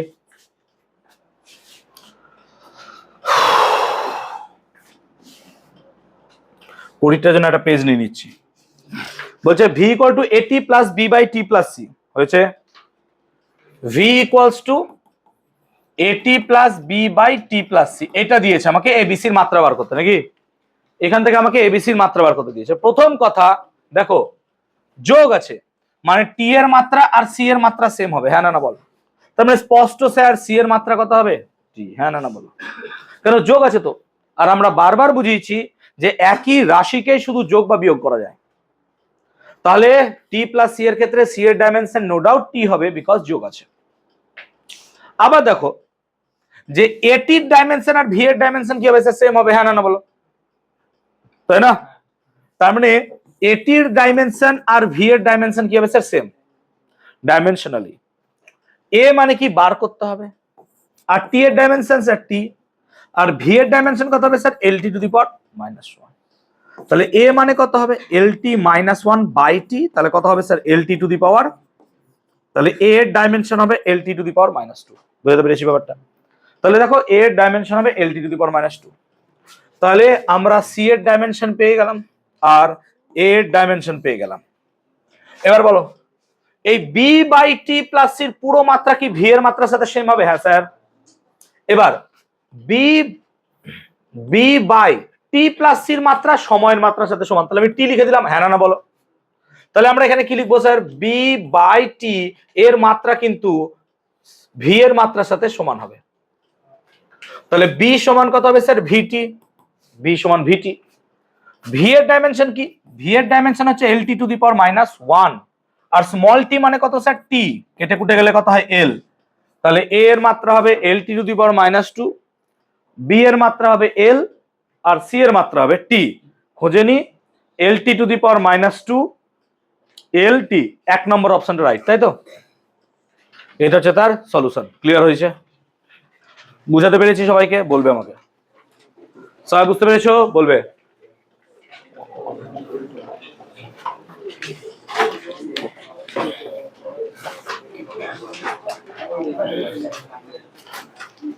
বুঝতে পেরেছো? চলো কিরে 20টা হয়ে গেল? ও আমি খেয়াল করিনি তো, 17টা বললাম না একটু ভুল আছে সেজন্য আমি করে দেখি ওটা, তারপর করাচ্ছি। চল ক্লাস শুরু করছি। সিগনিফিক্যান্ট ফিগার, তাকাবি। সিগনিফিক্যান্ট ফিগার জিনিসটা কি ভালো করে বোঝ। সিগনিফিক্যান্ট কোন রাশি যখন আমরা তার মানকে লিখব তার সব ডিজিট সিগনিফিক্যান্ট হয় না, কিছু কিছু ডিজিট খুব সিগনিফিক্যান্ট হয় যেগুলোকে আমরা বলতে পারি যে হ্যাঁ এই ডিজিটটা কনফার্মলি ঠিক। যেমন আমি কোনো জায়গায় লিখতে পারি 2.1234 আর কোনো জায়গায় লিখলাম শুধু 2। দেখো এর অ্যাকুরেসি বা এখানে আমি স্পেসিফিক্যালি বলতে পারছি 2 এর পর 4টে ডিজিট পর্যন্ত সিগনিফিক্যান্ট, হ্যাঁ না বলো। মানে স্পেসিফিক্যালি আমি যদি 2.1234 মিটারের কথা বলি তাহলে আমরা স্পেসিফিক্যালি যে কোনো একটা নির্দিষ্ট পয়েন্টের কথা বলছি, দশমিকের পর 4টে ডিজিট আছে। আর এখানে দেখো 2 মিটার বলতে শুধুমাত্র 2 মিটারকে বোঝাচ্ছি, স্পেসিফিকেশন এখানে অনেক কম হয়ে যাচ্ছে। এবার কোন ডিজিটের সিগনিফিকেন্সি কতটা সেটা আমি তুমি ঠিক করে দিতে পারি না, তার জন্য কিছু আমাদেরকে রুলস মেনটেন করতে হয়। কোনো একটা ডিজিটের সিগনিফিকেন্সি যত বাড়বে সেই ডিজিট সম্বন্ধে আমাদের নলেজ তত বেশি হবে, আমরা তত বুঝতে পারবো যে এই ডিজিটের সিগনিফিকেন্সি কতটা বেশি। আদারওয়াইজ আমাদেরকে র্যান্ডম কোনো নাম্বার দিয়ে দিলে পরে তার সিগনিফিকেন্সি বুঝতে পারবো না আমরা। আমাদেরকে একটা প্রিসাইজলি কোনো কিছু মেজার করতে দিল, সেই মেজারমেন্টের ফলে কি ভ্যালু পেলাম কি ভ্যালু পাবো সেইটা বুঝতে গেলে আমার কটা ডিজিট ঠিক রাখতে হবে সেটা জানতে হবে। যেমন আমার হাইট কত, আমার হাইট আমি আন্দাজে বলে দিলাম 6 ফুট, চলো, কিন্তু কেউ বলে দিল না স্যার আপনার হাইট 5.11, তাহলে পরে আমার ডিজিট সম্বন্ধে ধারণা এলো যে হ্যাঁ শুধু 5 নয়, 5-এর পর আরো দুটো ডিজিট আমরা স্পেসিফিক্যালি বলতে পারলাম। তো এই জিনিসটার জন্য সিগনিফিকেন্সি দরকার। এবার সিগনিফিকেন্সি কার কতটা কি হবে সেটা আমরা বুঝবো। সিগনিফিক্যান্ট ডিজিট যত বেশি হবে আমরা মেজারমেন্ট সম্বন্ধে তত পোক্তভাবে বলতে পারবো যে হ্যাঁ আমরা এতটা স্পেসিফিক্যালি জিনিসটাকে মেপেছি। ডিজিট যত কম তত আমরা বলতে অক্ষম হব, পারবো না বেশি। এবার সিগনিফিক্যান্ট কার কেমন হবে না হবে তার জন্য বিশেষ কিছু রুলস আছে। এই রুলস প্রত্যেককে মনে রাখতে হবে, মুখস্থ করো, মনে রাখো। আমি বুঝিয়ে দিচ্ছি, বুঝে গেলে আজকে খুবই ভালো, না বুঝলে বাড়ি গিয়ে আরো বেশি করে পড়তে হবে। চলো দেখি রুলস গুলো। দেখো এক এক করে রুলস সব বোঝাবো, কিন্তু কখনো ভাববে না এই রুলসটা শুধু এক্ষেত্রে প্রযোজ্য, এই রুলস সবার ক্ষেত্রে অ্যাপ্লিকেবল। মানে তুমি ছোটবেলায় এবিসিডি শিখেছো তার মানে এই নয় যে বড় হয়ে ওই এবিসিডি ভাষা চেঞ্জ হয়ে যাবে, না। ছোটবেলায় যে এবিসিডি শিখেছিলে সেই এবিসিডি এখনো আছে, শুধু এখন এবিসিডি থেকে তোমরা কি বানাতে পারছো, বড় বড় ওয়ার্ড বানাতে পারছো।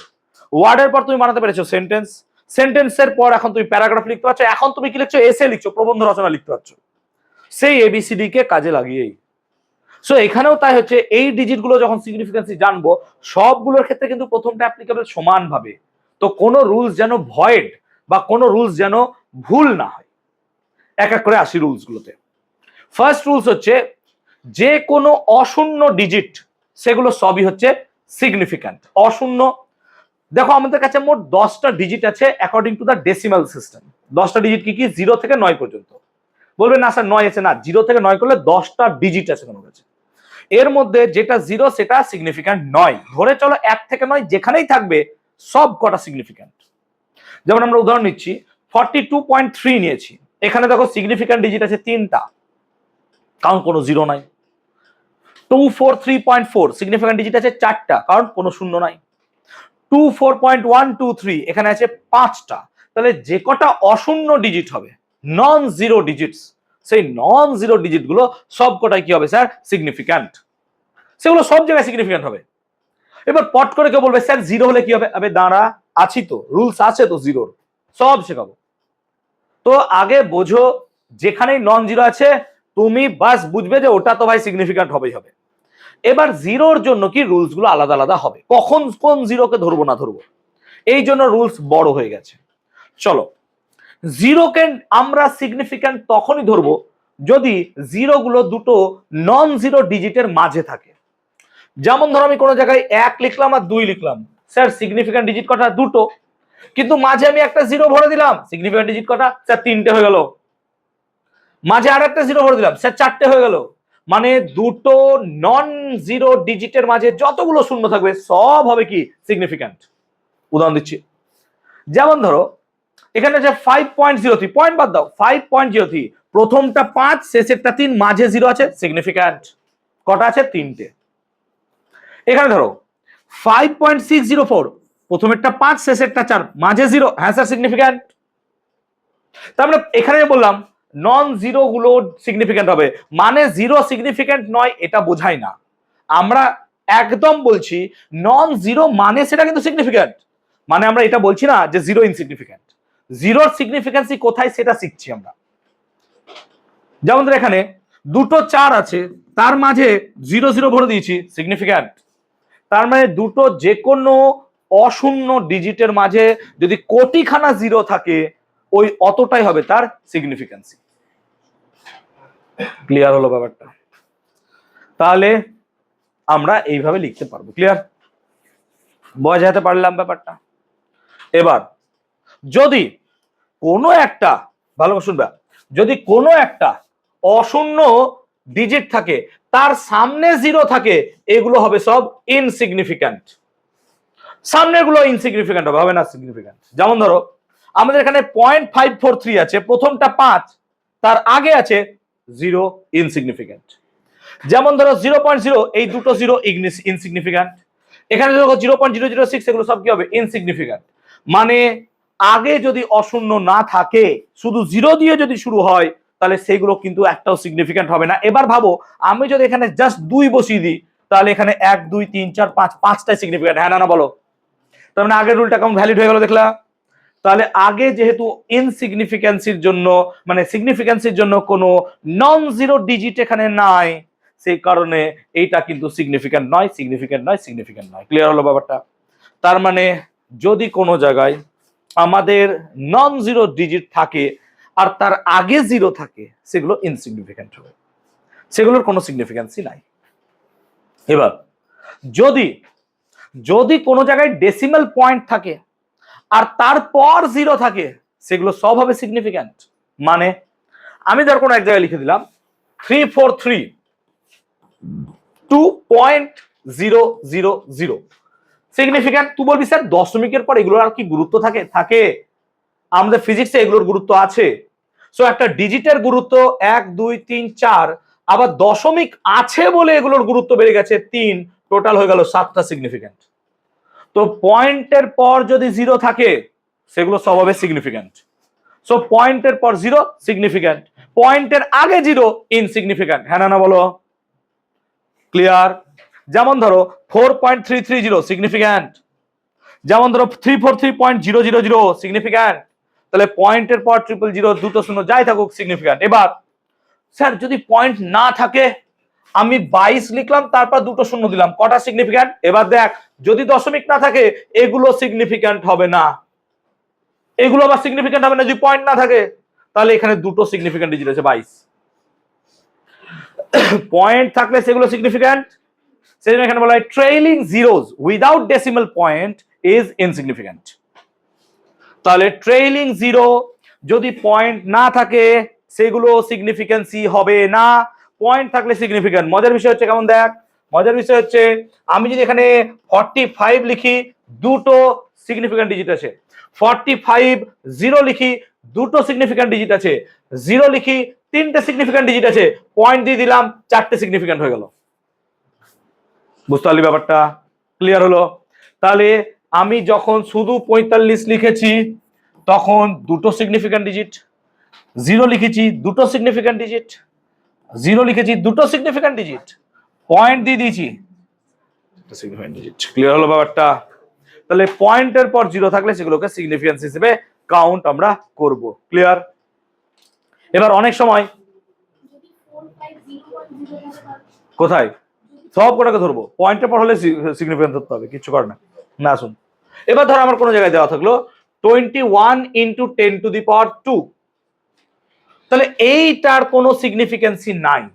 10⁻² এর আমরা কোনো সিগনিফিকেন্সি বুঝতে পারবো না। সো যেখানে 10 এর পাওয়ার থাকবে সেগুলো হবে না দুটো সিগনিফিক্যান্ট ডিজিট পাওয়া। ক্লিয়ার? ক্লিয়ার হয়েছে? রুলস গুলো মাথায় থাকলো। আমরা উত্তরগুলো যদি না দেখি তাহলে এখানে বার করার চেষ্টা করবো। দেখো উত্তর না দেখে তো 42.3 কটা সিগনিফিক্যান্ট আছে স্যার? তিনটে। দেখে বুঝতেছি। আচ্ছা এখানে কটা আছে স্যার? দুটো। হ্যাঁ না বলো? জিরো গুলো বাদ। হ্যাঁ না বলো? যা রুল শিখলাম তার উপর দেখো। 7.00 কটা আছে স্যার? তিনটে, এই জিরো গুলো ধরতে হবে। আচ্ছা 0.007 এগুলো বাদ নাকি? শুধু দুটো। নিজেরা দেখো এটা কটা হবে স্যার? চারটে। এখানে কটা হবে স্যার? একটা। দেখো 0 বাদ, আমি শিখিয়েছিলাম এক্ষুনি। আচ্ছা 0.443 কত হবে? তিনটে। আর এখানে কটা হবে স্যার? তিনটে, এটা বাদ। ক্লিয়ার হলো? সিগনিফিকেন্সি বুঝতে পারলি ব্যাপারটা? এই স্যার এগুলো তো কত সোজা। হ্যাঁ, কিন্তু তোদের পরীক্ষায় প্রশ্ন এরকম দেবে না। তোদের কি দেবে? যে দুটো সংখ্যাকে যোগ করে সিগনিফিকেন্সি ডিজিট বার করো। মানে সিগনিফিক্যান্ট ডিজিটের আমরা তখন অ্যালজেব্রিক মেথড শিখব। তার আগে রাউন্ডিং অফটাকে শিখে নিই। Rounding of R significant algebraic একসাথে করব। রাউন্ডিং অফ ছোটবেলায় পড়েছিস, যে ধর 2 এর পর 8 7 আছে, আমি বললাম দশমিকের পর একটা সংখ্যা নেব, তুমি দেখলে এটা 5 এর বড় আছে, চলো 1 যোগ করো 2.9, এটাকে আমরা রাউন্ডিং অফ বলছি। এই স্যার এগুলো শিখতে হবে এখন বসে? হ্যাঁ শিখতে হবে, তার রুলস আছে, দেখো না ভাই, জান বের করে রুলগুলো দেখো।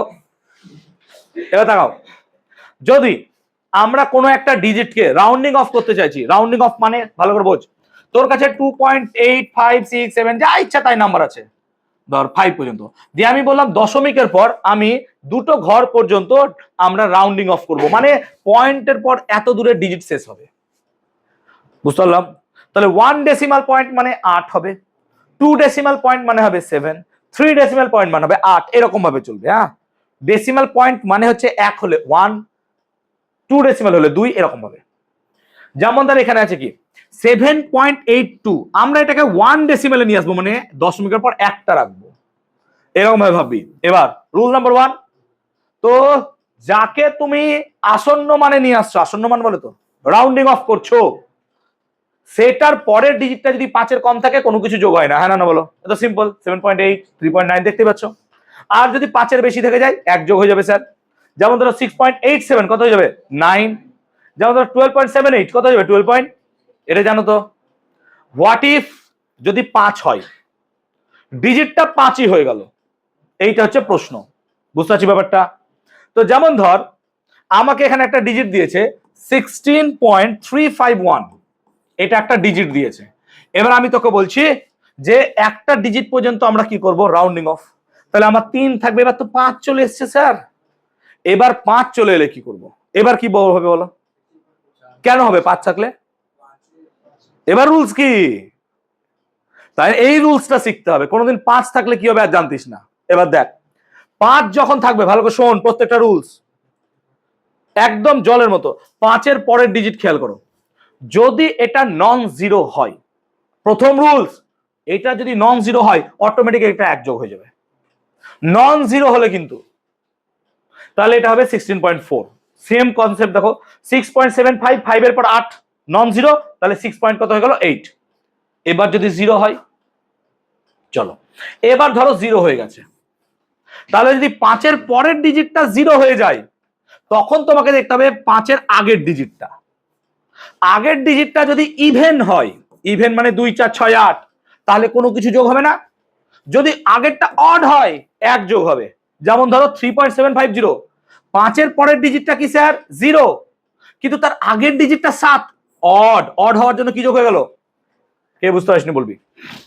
সামারি করে দিচ্ছি, দেখ যত দূর পর্যন্ত ডিজিটকে আমরা রাউন্ডিং অফ করব, তার পরের ডিজিটটা 5-এর বড় হলে 1 যোগ হবে, 5-এর ছোট হলে পরে কিছু যোগ হবে না।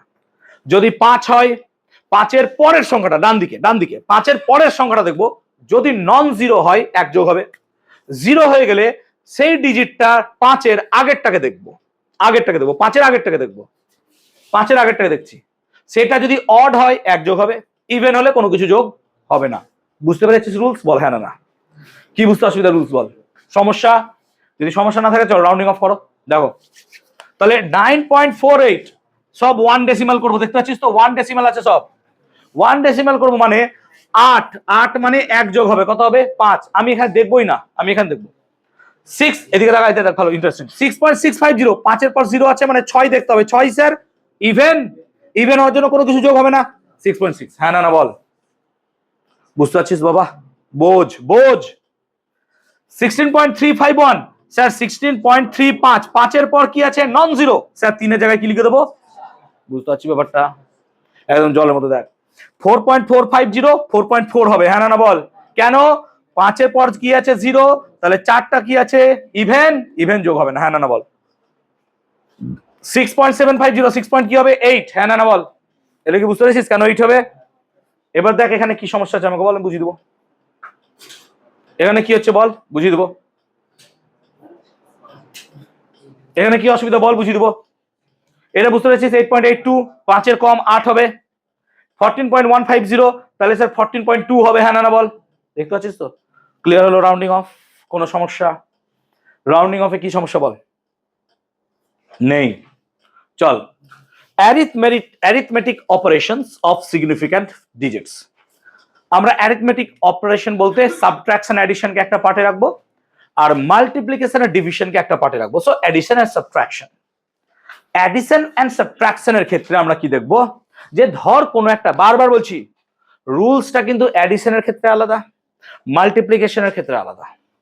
মানে অ্যাডিশনের ক্ষেত্রে যা রুল, সাবট্রাকশনেও সেম রুল, তেমনি মাল্টিপ্লিকেশনে যা রুলস, সেম রুলস হচ্ছে আমার ডিভিশনেও। ধর আমার কাছে কোনো একটা ডিজিট আছে, কি ডিজিট আছে এখানে ভালো করে দেখবি তো। না তো স্যার এখানে ডিজিট দেখুন 3টে নিয়েছি, 33.3 একটা ডিজিট, বল এখানে সিগনিফিক্যান্ট ডিজিট কটা আছে? 3টে স্যার। 3.11 সিগনিফিক্যান্ট ডিজিট কটা আছে? আর 0.313 সিগনিফিক্যান্ট ডিজিট, প্রত্যেকটাতেই সিগনিফিক্যান্ট ডিজিট আছে 3টে। এবার যোগ কর তো 3, সিম্পল, এটা নর্মাল যোগ, এখানে সিগনিফিক্যান্ট ভাববি না, যোগ কর, নর্মাল যোগ কর। 3 1 আর 1 2, 3 3 6 1 7.36, এইটা এলো। এবার এইটাই কি ফাইনাল ভ্যালু? না, ফাইনাল ভ্যালু কত হবে? এবার আসবে সিগনিফিক্যান্ট ডিজিটে। রুলস এবার শোনো, এটা নর্মাল যোগ 2 3 বাচ্চারা করবে, তুমি কি করবে? এবার দেখো, যেহেতু তুমি সিগনিফিক্যান্ট ডিজিট জেনে গেছো, যোগের ক্ষেত্রে তুমি দশমিকটাকে খেয়াল করো। দশমিকের পরে কটা করে ডিজিট আছে স্যার প্রত্যেকটা ক্ষেত্রে?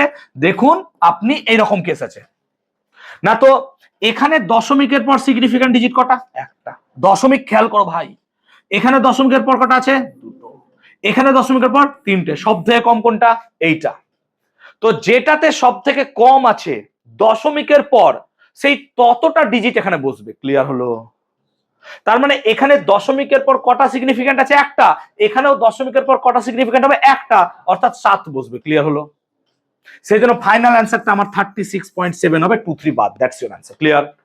চলো এটার একটু টুইস্ট দেখাচ্ছি, দেখো। তো সেম ডিজিটকে নিচ্ছি আমরা 33.3, আমরা কি নিলাম 3.11, সো 3.11, আর একটা কি নিয়েছি স্যার 0.3, আমরা কি নিলাম 6, আর ওটা কত নিলাম 3, এরকম নিলাম। ক্লিয়ার? ইচ্ছা করে নিলাম। এবার করো, চলো দেখো তোমরা নিজেরা বলো কেউ একজন কত অ্যান্সার হবে, কত ডিজিট হবে। চলো কেউ একজন বলবে আমাকে। হ্যাঁ 36.8 কেন হলো?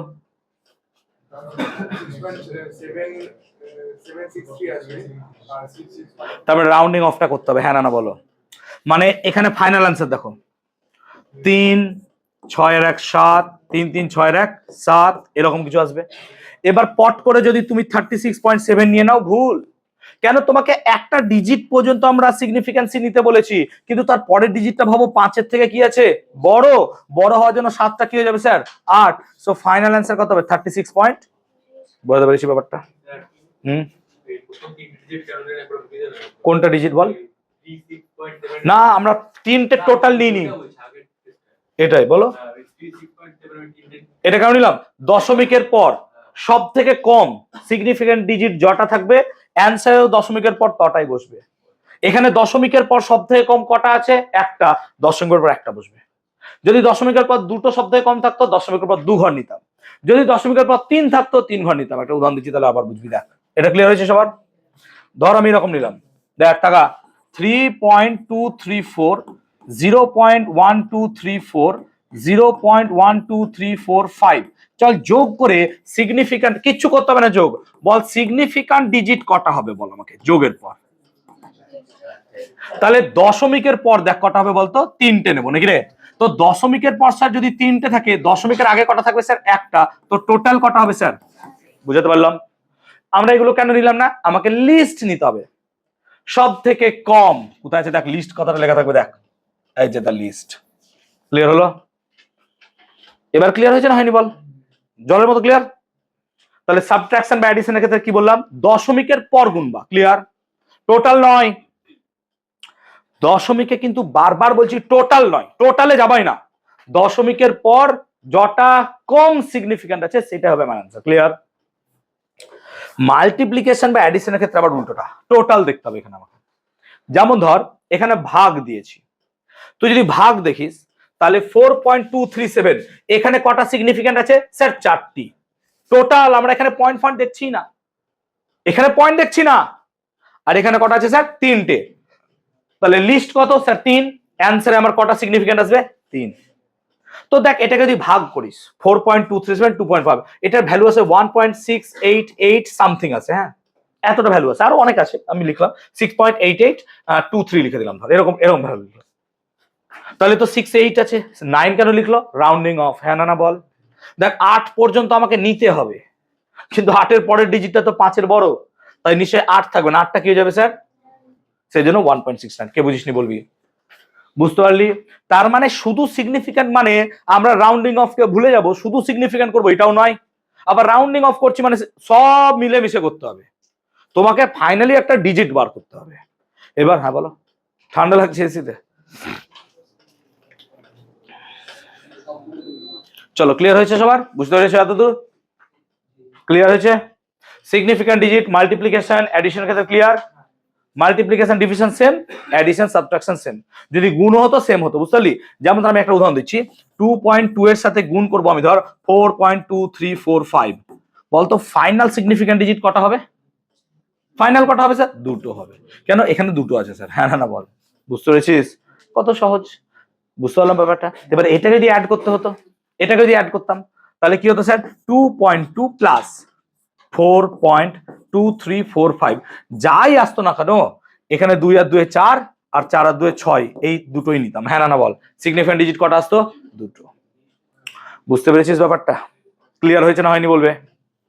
সো সিগনিফিক্যান্ট ডিজিটের কনসেপ্টটা ক্লিয়ার হয়েছে? এবার ধরো এই মাল্টিপ্লিকেশনটা দিয়েছে, মাল্টিপ্লিকেশনটা কেমন দিয়েছে 10⁻⁻⁻⁻, সামথিং। আমরা কি বলেছিলাম ইহার কোনো গুরুত্ব নাই, হ্যাঁ না না বলবে, এটারও কোনো গুরুত্ব নাই, কিন্তু গুণ করছো তো, সিগনিফিক্যান্সই গুরুত্ব নাই কিন্তু গুণ তো করছো, তো গুণ করো। দেখো 6.8 এর সাথে 4.54 গুণ করলে গুণফলটা ঠিক এরকম দাঁড়ায়, এরকম দাঁড়ালো, এতটা গুণ তো টোটাল হলো তোর। এবার তো একে সিগনিফিক্যান্সিতে নিয়ে আসবি। এবার আমাকে বল 10⁻9 তো আমরা ধরবোই না যে আছে না নাই, ওটা দেখবোই না, ওটা জাস্ট রাখা আছে একটা শো পিসের মতো, হ্যাঁ না না বল। এটা জাস্ট রাখা আছে কিসের জন্য, শো পিস, যে হ্যাঁ আছে দেখতে ভাল লাগছে ছিল, চলো এটা জাস্ট কাইন্ড অফ এরকম। আমার অ্যাকচুয়াল ডিজিট তো এটা, হ্যাঁ না না বলবে। এবার এখানে সিগনিফিক্যান্ট ডিজিট কটা আছে স্যার, স্যার 1 2 3 4 5, কিন্তু এখানে কোনো জায়গায় 5 ছিল না। দেখো একটাতে ছিল দুটো আর একটাতে ছিল তিনটে, লাস্ট সিগনিফিক্যান্ট ডিজিট কটা হবে স্যার, দুটো হবে, এইটা নেব। তো দুটো যদি হয় স্যার 30 পর্যন্ত সীমাবদ্ধ, কিন্তু দেখো 30 পর আবার কি আছে 8, 8 থাকলে আগেরটাতে কি যুক্ত হয়ে যাবে 1, সো ফাইনাল অ্যান্সার কত হবে 31 ইন্টু 10⁹9। এবার দেখতে যদি আরো একটু ভালো করতে চাও তাহলে এরকমও করতে পারো 3.1 ইন্টু 10⁻10, নাহলে দুটোই রাইট। ক্লিয়ার হয়েছে না, হ্যাঁ বলবে, কে বুঝনি বলবে। ক্লিয়ার হয়েছে?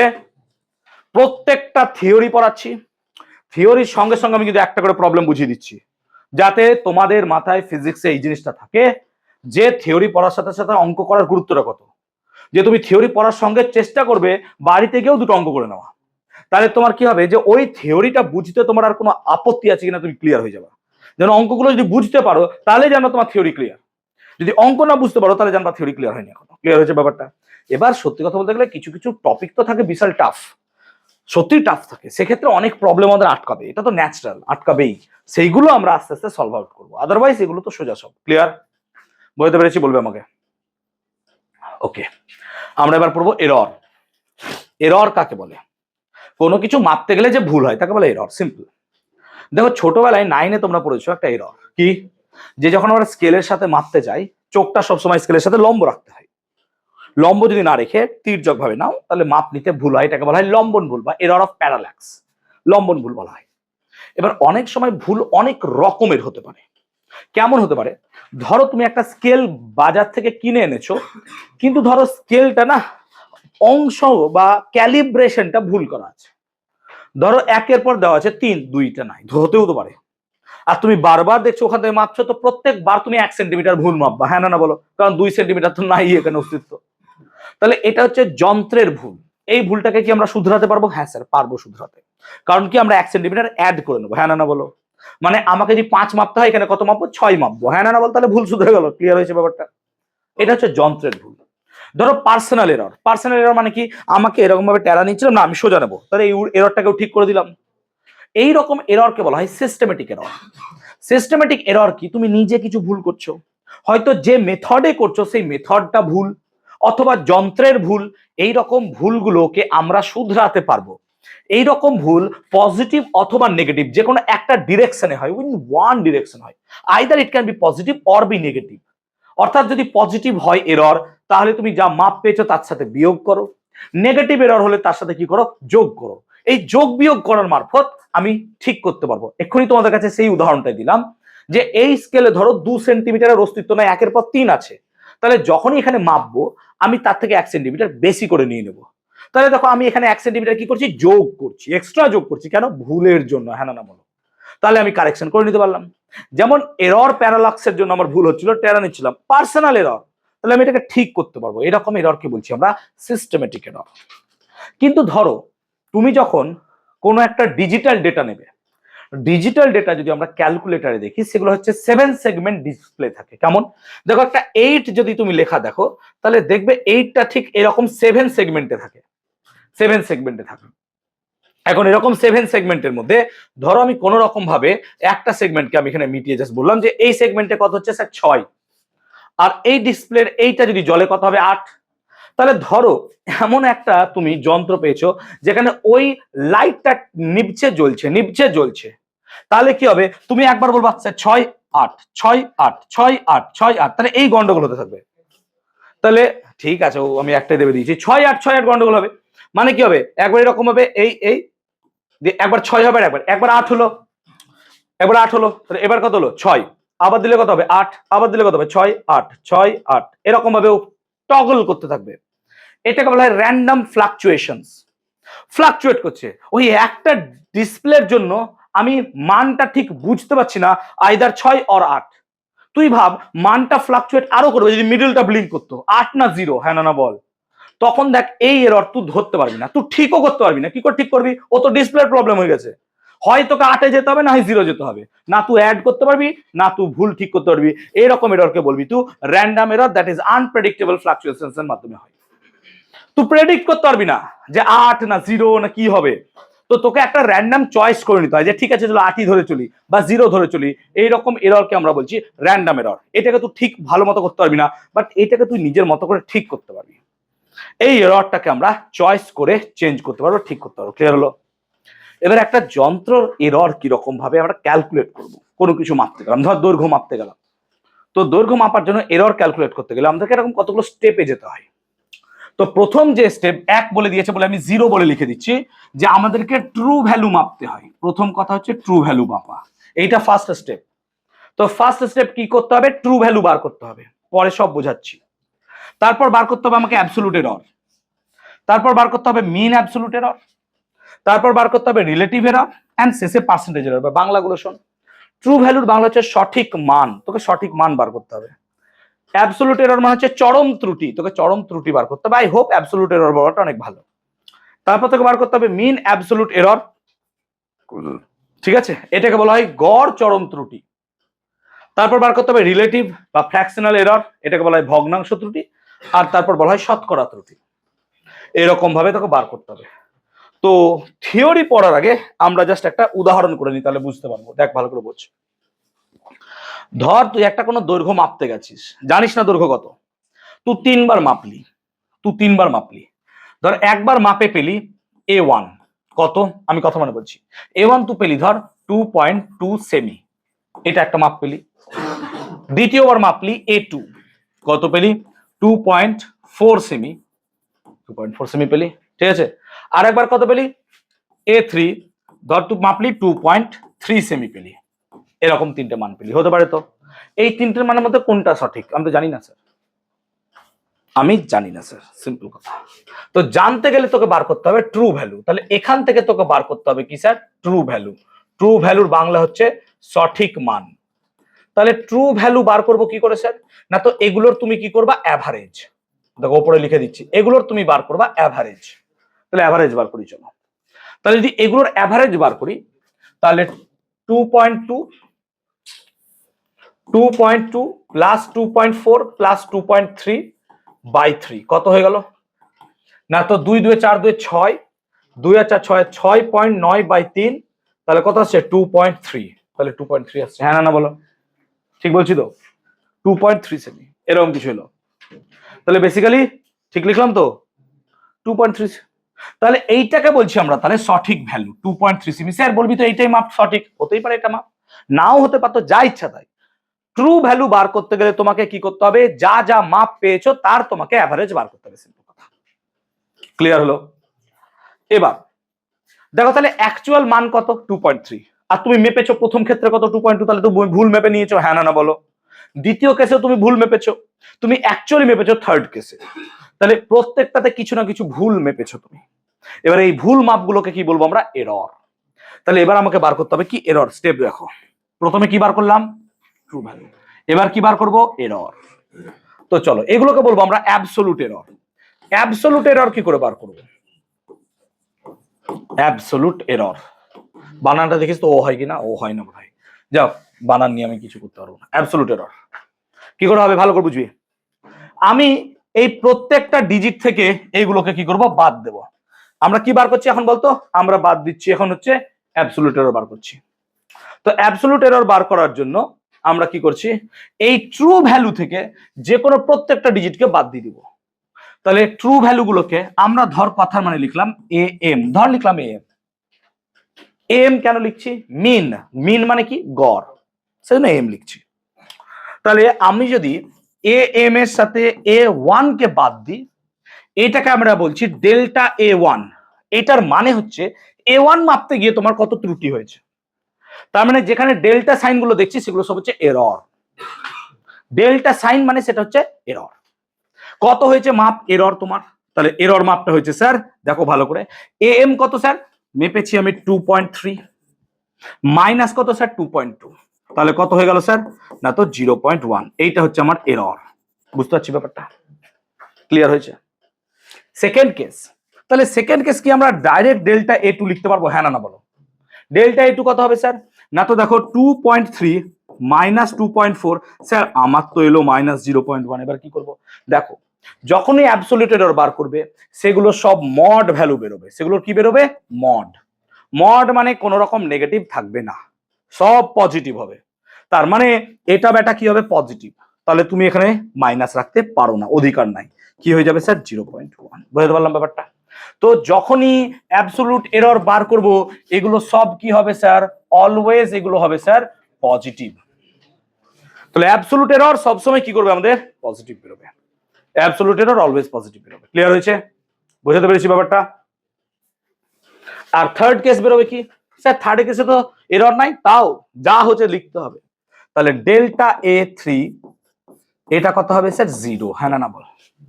তাহলে তিনটে এরর বেরিয়ে গেল। তাহলে ফার্স্টে আমরা কি বার করলাম স্যার? ফার্স্টে বার করলাম ট্রু ভ্যালু, ট্রু ভ্যালুর পর কি বার করলাম? Absolute error. এবার কি বার করতে হবে? মিন অ্যাবসলিউট এরর, হ্যাঁ না বলো? তাহলে আমাকে বার করতে হবে স্যার এবার mean absolute error. Mean absolute error কি করে বার করবো স্যার? এগুলোর মিন, মিন মানে কি রে? গড়। তাহলে এগুলোর গড় নিলে, তাহলে অ্যাবসলিউট এরর গুলোর গড় বার করবি, তাহলে এটাকে বলছে মিন অ্যাবসলিউট এরর। বুঝতে পারলাম ব্যাপারটা? তাহলে অ্যাবসলিউট এরর গুলোর তুই গড় বার করবি, সেটাকে কি বলছিস তুই? Mean absolute error. কত হবে তাহলে স্যার? তাহলে মিন অ্যাবসলিউট এরর যদি বার করতে চাস তাহলে দেখ 0.1 প্লাস 0.1 প্লাস 0 বাই কত হবে স্যার? 3।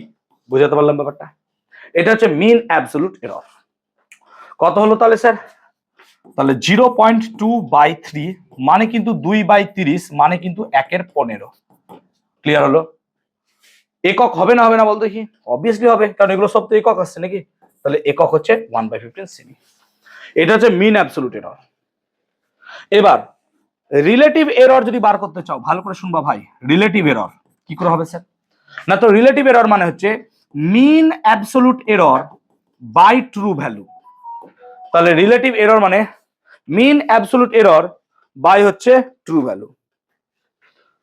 এটা হচ্ছে relative error. Mean absolute error by কি বললাম? True value. তাহলে মিন অ্যাবসলিউট এরর কত স্যার? 1/15।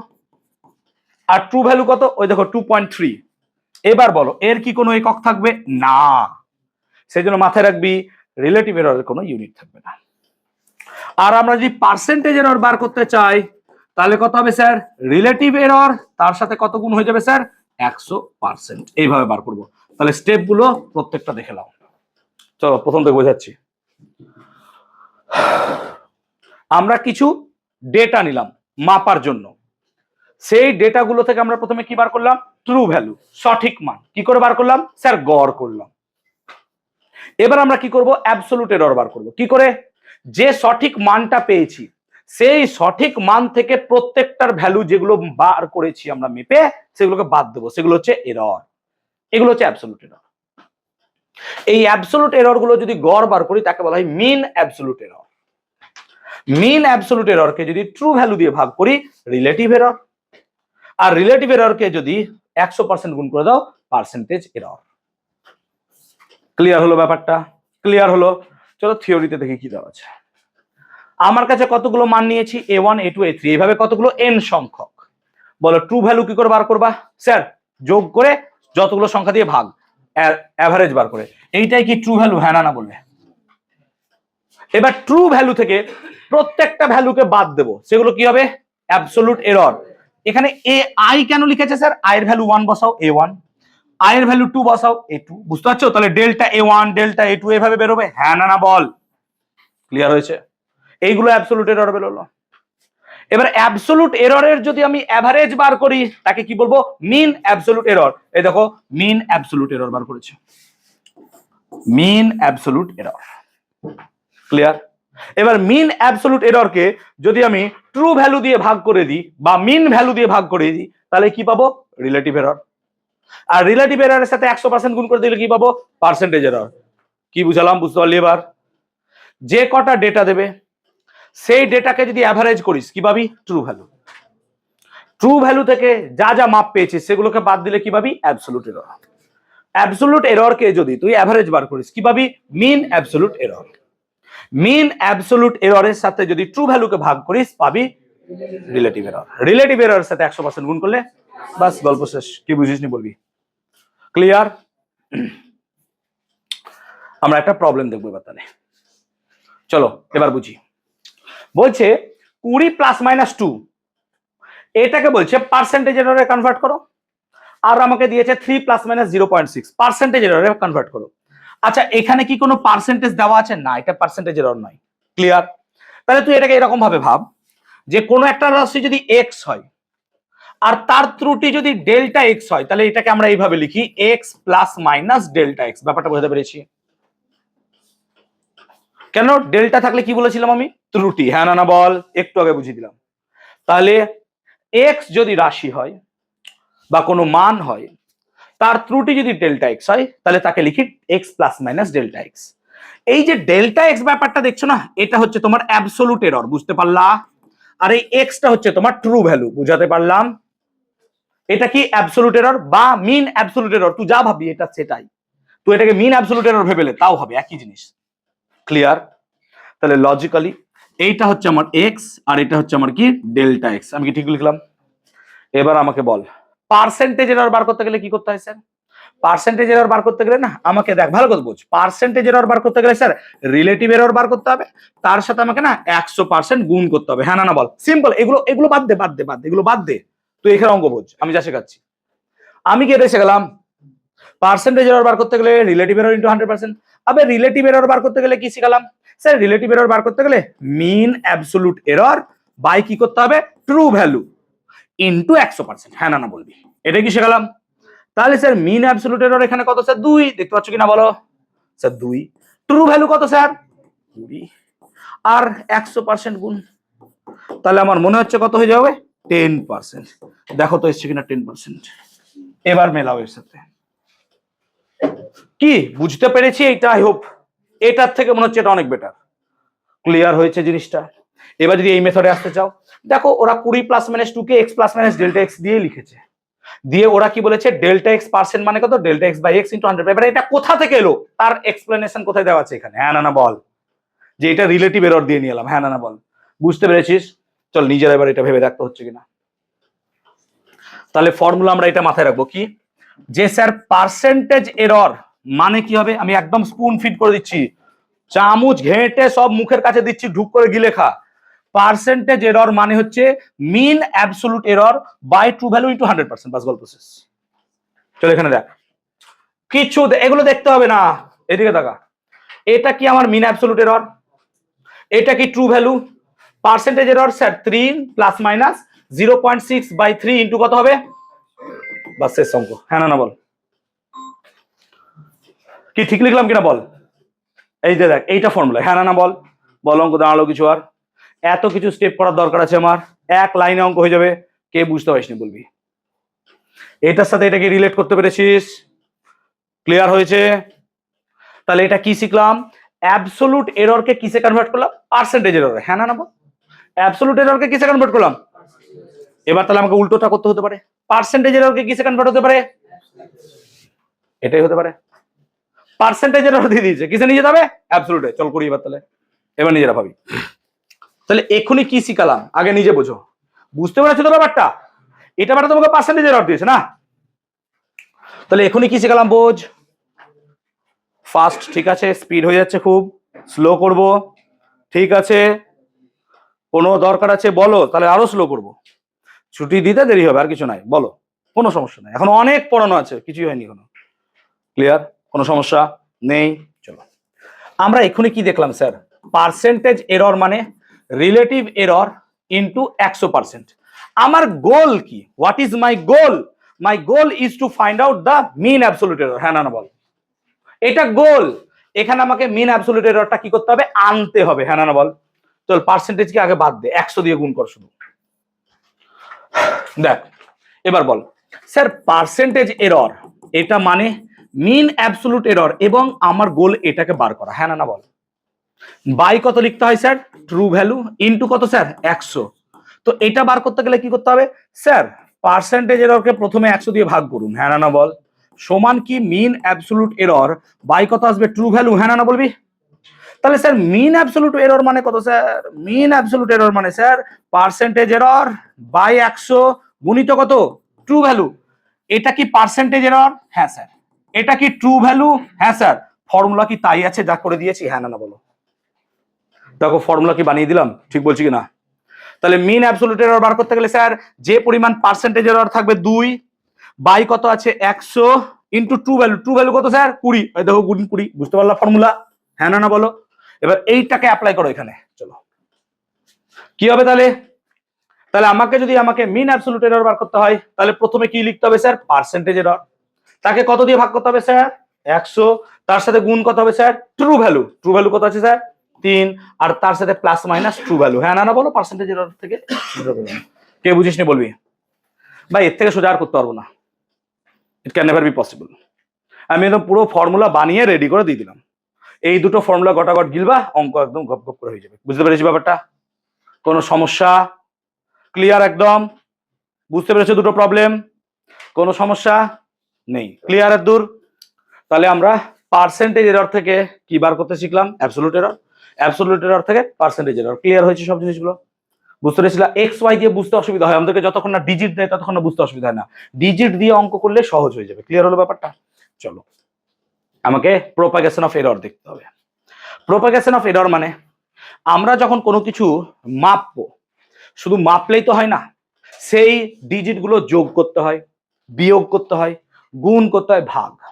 যেমন ধর তুই কোনো রাশির ঘনত্ব বার করবি, ধর কোনো একটা তোকে লোহা দিলাম, লোহার তুই ঘনত্ব বার করবি, তো তোকে লোহার ঘনত্ব বার করতে গেলে প্রথমত লোহার আয়তন বার করতে হবে, লোহার ভর বার করতে হবে। এবার তুই যখন আয়তন মাপবি তো ত্রুটি হবে, হ্যাঁ না বল। আয়তন মাপতে গেলে যন্ত্রের ত্রুটি তো হবে, তুই নিজের এরর করতে পারিস, ইচ্ছা করে ভুল করে দিতে পারলি যে ভাগ। আবার ভর মাপতে গিয়েও ত্রুটি হতে পারে, তুলা যন্ত্র গন্ডগোল হতে পারে, তো প্রত্যেক ক্ষেত্রে ত্রুটি হলো। আবার তুই যখন তাদেরকে ভাগ করবি, ভর বা আয়তন, ওই ভাগের জন্য আলাদা ত্রুটি হবে। তো যত রাশিকে ইন্ট্রোডিউস করাবি, যোগ বিয়োগ গুণ ভাগ, এগুলোর ক্ষেত্রে ত্রুটি চেঞ্জ হতে থাকে, সেইগুলো আমরা অ্যারিথমেটিক অপারেশন করব ত্রুটির। তো যা যা শিখেছিলাম, প্রথমে কি করব সাম যোগ, তারপর কি করব বিয়োগ, তারপর গুণ, তারপর কি করব ভাগ। আর একটা হয় যদি পাওয়ারে থাকে, যেমন ধর যদি কোনো একটা আয়ত ঘন বা ঘনক থাকে, তার বাহুর দৈর্ঘ্য এল হয়, তাহলে তার আয়তনটা হয় স্যার এল কিউব, হ্যাঁ না বলবি। তাহলে ওইভাবে আমরা বার করতে পারবো, ক্লিয়ার হয়েছে ব্যাপারটা, বলো যাও। তো যোগের ক্ষেত্রে আসি, দেখো একাধিক রাশিকে যদি যোগ করো, এরর তোমার সব সময় যোগ হবে। একাধিক রাশিকে যদি বিয়োগ করো, তাও তোমার এরর যোগ হবে। কেন? এরর কোনোদিনও বিয়োগ হয় না। মানে তুমি ধরো এর ভর মাপলা, এর একটা এরর পেলে আলাদা, আবার তুমি এর আয়তন মাপলা, এর এরর আলাদা পেলে, এই দুটোকে নিয়ে যখন কাজ করছো তখন এরর কোনোদিনও বিয়োগ হয় না, এরর সবসময় কি হবে যোগ হয়। তো একটা কথা মাথায় এখানে স্পষ্ট ভাষায় লিখে রাখবে যে যোগ হোক বা বিয়োগ হোক, যোগ হোক বা বিয়োগ হোক, এরর অলওয়েজ যোগ হয়। চল, এরর সবসময় যোগ হবে, এররকে যোগ করতে হবে। উদাহরণ দিচ্ছি, দেখ ধর এক্স হচ্ছে একটা রাশি যেটা এ প্লাস বি দিয়ে বোঝাচ্ছে, তাহলে যদি এক্স এর ত্রুটি বার করিস, তাহলে এখানে এ এর ত্রুটি পাবি, বি এর ত্রুটি পাবি, হ্যাঁ না বল। এ একটা কোয়ান্টিটি, বি একটা কোয়ান্টিটি, দুটো কোয়ান্টিটির যোগকে এক্স প্রকাশ করছে। তাহলে যদি আমি এক্স এর এরর বার করতে চাই, আবে তো এ এর এরর বি এর এরর দুটোর এররই তো আসবে। তো এক্স এর এররকে আমরা ডেল্টা এক্স ধরছি, আর এ আর বি এর এররকে ডেল্টা এ, আর এর এররকে ডেল্টা বি ধরছি, হ্যাঁ না বলবি। তাহলে না তো স্যার এ আর বি দুটোর এরর যদি ডেল্টা এ ডেল্টা বি হয়, আপনি এখনই শেখালেন এরর সবসময় কি হয় যোগ, তো delta x should be nothing but delta a plus কত হবে sir delta b. Is it clear? এবার তোমার আগে তুমি প্লাস মাইনাস দিতে পারো, কেন? পজিটিভ এরর অথবা নেগেটিভ এরর, পজিটিভ এরর অথবা নেগেটিভ এরর। সেক্ষেত্রে তুমি প্লাস মাইনাস দিতে পারো, কিন্তু ভেতরে প্লাস মাইনাস কেন পড়বে না? বিকজ এররকে তুমি বিয়োগ করতে পারবা না, এরর সবসময় কি হবে? ক্লিয়ার? তাহলে এইটা হচ্ছে আমার গল্প। সেই জন্য দেখো ডেল্টা এক্স সমান delta a plus delta b, এখানে মাইনাস বসানো যাবে না, এখানে মাইনাস বসবে না, এরর মানে যোগ, এররকে যোগ করতে হবে, এররকে বিয়োগ করতে হবে না। ক্লিয়ার হলো? চলে আসো মাইনাসের ক্ষেত্রে। দেখো এখানে কি এক্স সমান এ মাইনাস বি আছে, তাহলে এক্স এর জন্য এরর যদি ডেল্টা এক্স হতো স্যার, তাহলে ডেল্টা এক্স সমান ডেল্টা এ, হাসতে হাসতে স্যার মাইনাস ডেল্টা বি লিখে দিতাম, হ্যাঁ না বলো? মাইনাস আছে তো, হবে না? এরর কি হবে? এরর সব সময় যোগ হবে, বুঝতে পারলাম? তো মাইনাস থাকলে পরেও এরর যোগ করতে হবে। ট্রু ভ্যালু তোমার মাইনাস হতে পারে, ট্রু ভ্যালুটা মাইনাসে থাকবে, এ মাইনাস বি হোক, কিন্তু এরর সব সময় কি হবে? যোগ। বুঝাতে পেরেছি না পারিনি বলবে, বুঝাতে পেরেছি না পারিনি বলবে। ক্লিয়ার? বুঝতে পেরেছিস এই দুটো জিনিস? তো এই দুটো জিনিস যদি বুঝতে পারিস, আই হোপ এই প্রবলেমটা এবার বুঝতে পারবি। চল এগুলো ভুলে যা, এগুলো ভুলে যা, এই দেখে ভয় লেগে যাবে। চল এইদিকে আয়, অঙ্কে দেখ, তুই তাকাই দিকে। আচ্ছা এক্স দিয়েছে এরকম এরকম কিছু একটা, তুই বল তো, প্রথম কথা বল, তুই প্রথম কথা বল বেটা, এটা কি ট্রু ভ্যালু? হ্যাঁ না বলবি। স্যার এটাও কিন্তু তার ট্রু ভ্যালু, আর এটা হচ্ছে তার অ্যাবসলিউট এরর, হ্যাঁ না বল। তো এগুলোকে ডিফারেন্সিয়েট কর। আর স্যার আপনি মাথায় বারবার বলেছেন অ্যাবসলিউট এরর কোনোদিনও বিয়োগ হবে না। প্রথম কথা, যোগের ক্ষেত্রে তো বিয়োগ প্রশ্নটা আসছেই না, আসে এই জায়গাটাই, দাঁত কেলিয়ে তখন বিয়োগ করে দিতে পারি, বাট এই জায়গাটাই করবো না, এইটাই আমাদেরকে সতর্কতা থাকতে হবে, বা সিম্পল অ্যাজ দ্যাট। চলে দিকে আস অঙ্কে। তো অঙ্কে যদি আমরা ফিরে যাই, তো দেখো, তো sir x plus two y, তাহলে প্রথম কথা এক্স কত স্যার? না তো এক্স দেখো 30.6 প্লাস 0.01, হ্যাঁ না বলো। আর টু ওয়াই কত নাকি রে? টু ওয়াই কত স্যার? না তো 30.2, হঠাৎ লিখে দিলাম না, আবে 15.1 এর সাথে কত গুণ করলাম? 2, কেন? টু ওয়াই আছে দেখতে পাচ্ছিস চোখে। আর এই গুণটা কি এররেও হবে? হ্যাঁ স্যার, কারণ 2y তো, এররটাও দ্বিগুণ হয়ে গেছে, হ্যাঁ না বল। তাহলে কত হয়ে যাবে স্যার? প্লাস 0.08। এবার এইটাকে কি আমাকে যোগ করতে বলেছে? হ্যাঁ না বল। তো যোগ করলে কি পাবো sir? X plus two y, হ্যাঁ না বলবি, সমান এই দুটোকে যোগ করলে কি হবে স্যার? 60.8, হ্যাঁ না বল। আর এরর যোগ করলে কত হবে স্যার? 0.8। দেখো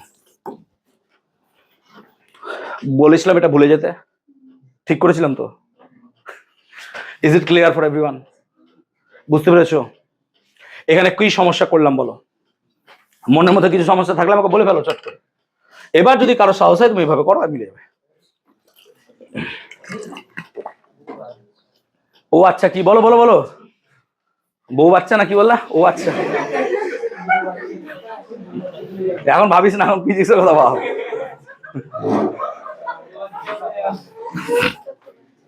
বউ বাচ্চা বলতে গিয়ে ও আচ্ছা বলে ফেলেছে। না অনেকে বাচ্চা বাচ্চার নাম রেখে দেয়, আমাদের বাচ্চা হলে অমুক নাম রাখবো। হ্যাঁ ঠিক আছে, দেখা যাবে, ওরা এখনো বাচ্চা অবস্থায় বাচ্চার নাম রাখছে। চলো এটা ক্লিয়ার? মাইনাসে আসি তাহলে, গন্ডগোলটা মাইনাসে হয় নাকি? এগেইন তো বলো এক্স মাইনাস টু ওয়াই করতে হবে, তো সিম্পল স্যার ওখানে মাইনাস করবো, হ্যাঁ না বল। চলো ওখান থেকে দেখ, তাহলে এক্স আমাকে কি করতে হবে স্যার? Minus two Y. তো বল 30.6 থেকে 30.2 বাদ দিলে কত হবে স্যার? 0.4, হ্যাঁ না বলতো, হ্যাঁ না বল। আর স্যার এটাকে দাঁত কেলিয়ে বিয়োগ দেবো, হবে? কি করব? সো এটা কত হবে স্যার? 0.09। এই দেখো ক্লিয়ার হলো? এরর যোগ হবে, এরর বিয়োগ হবে না। আমি কি ক্লিয়ার করতে পেরেছি? সো বিয়োগ হলেও এরর যোগ, যোগ হলে তো এরর যোগই হবে। ক্লিয়ার হয়েছে ব্যাপারটা? সমস্যার কি কোনো মানে কিছু সমস্যা আছে? আছে সমস্যা? বলো বলো বলো, এই তো থাকবে না। কোন জায়গাটা বলো? হ্যাঁ এররটা কি প্লাসও হতে পারে মাইনাসও তো হতে পারে, এররকে যোগ করছি, কিন্তু এরর নিজে তো যোগ বিয়োগ হতে পারে, মানে কি পজিটিভ এরর অথবা কি হতে পারে? Negative error. সেই জন্য আমরা এখানে কি করি? প্লাস অথবা মাইনাস লিখি। এররটা প্লাসও হতে পারে পজিটিভ এরর, অথবা এরর কি হতে পারে? Negative error. এটাই তোদেরকে তখন বলছিলাম, এই দেখ এরর পজিটিভ এরর অথবা নেগেটিভ এরর হয়, এই দেখ আইদার পজিটিভ অর নেগেটিভ, মনে পড়ছে?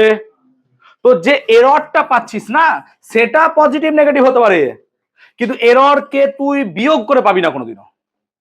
বুঝতে পারছিস ব্যাপারটা? না বুঝতে পারছিস না পার্থক্যটা? ক্লিয়ার হয়েছে?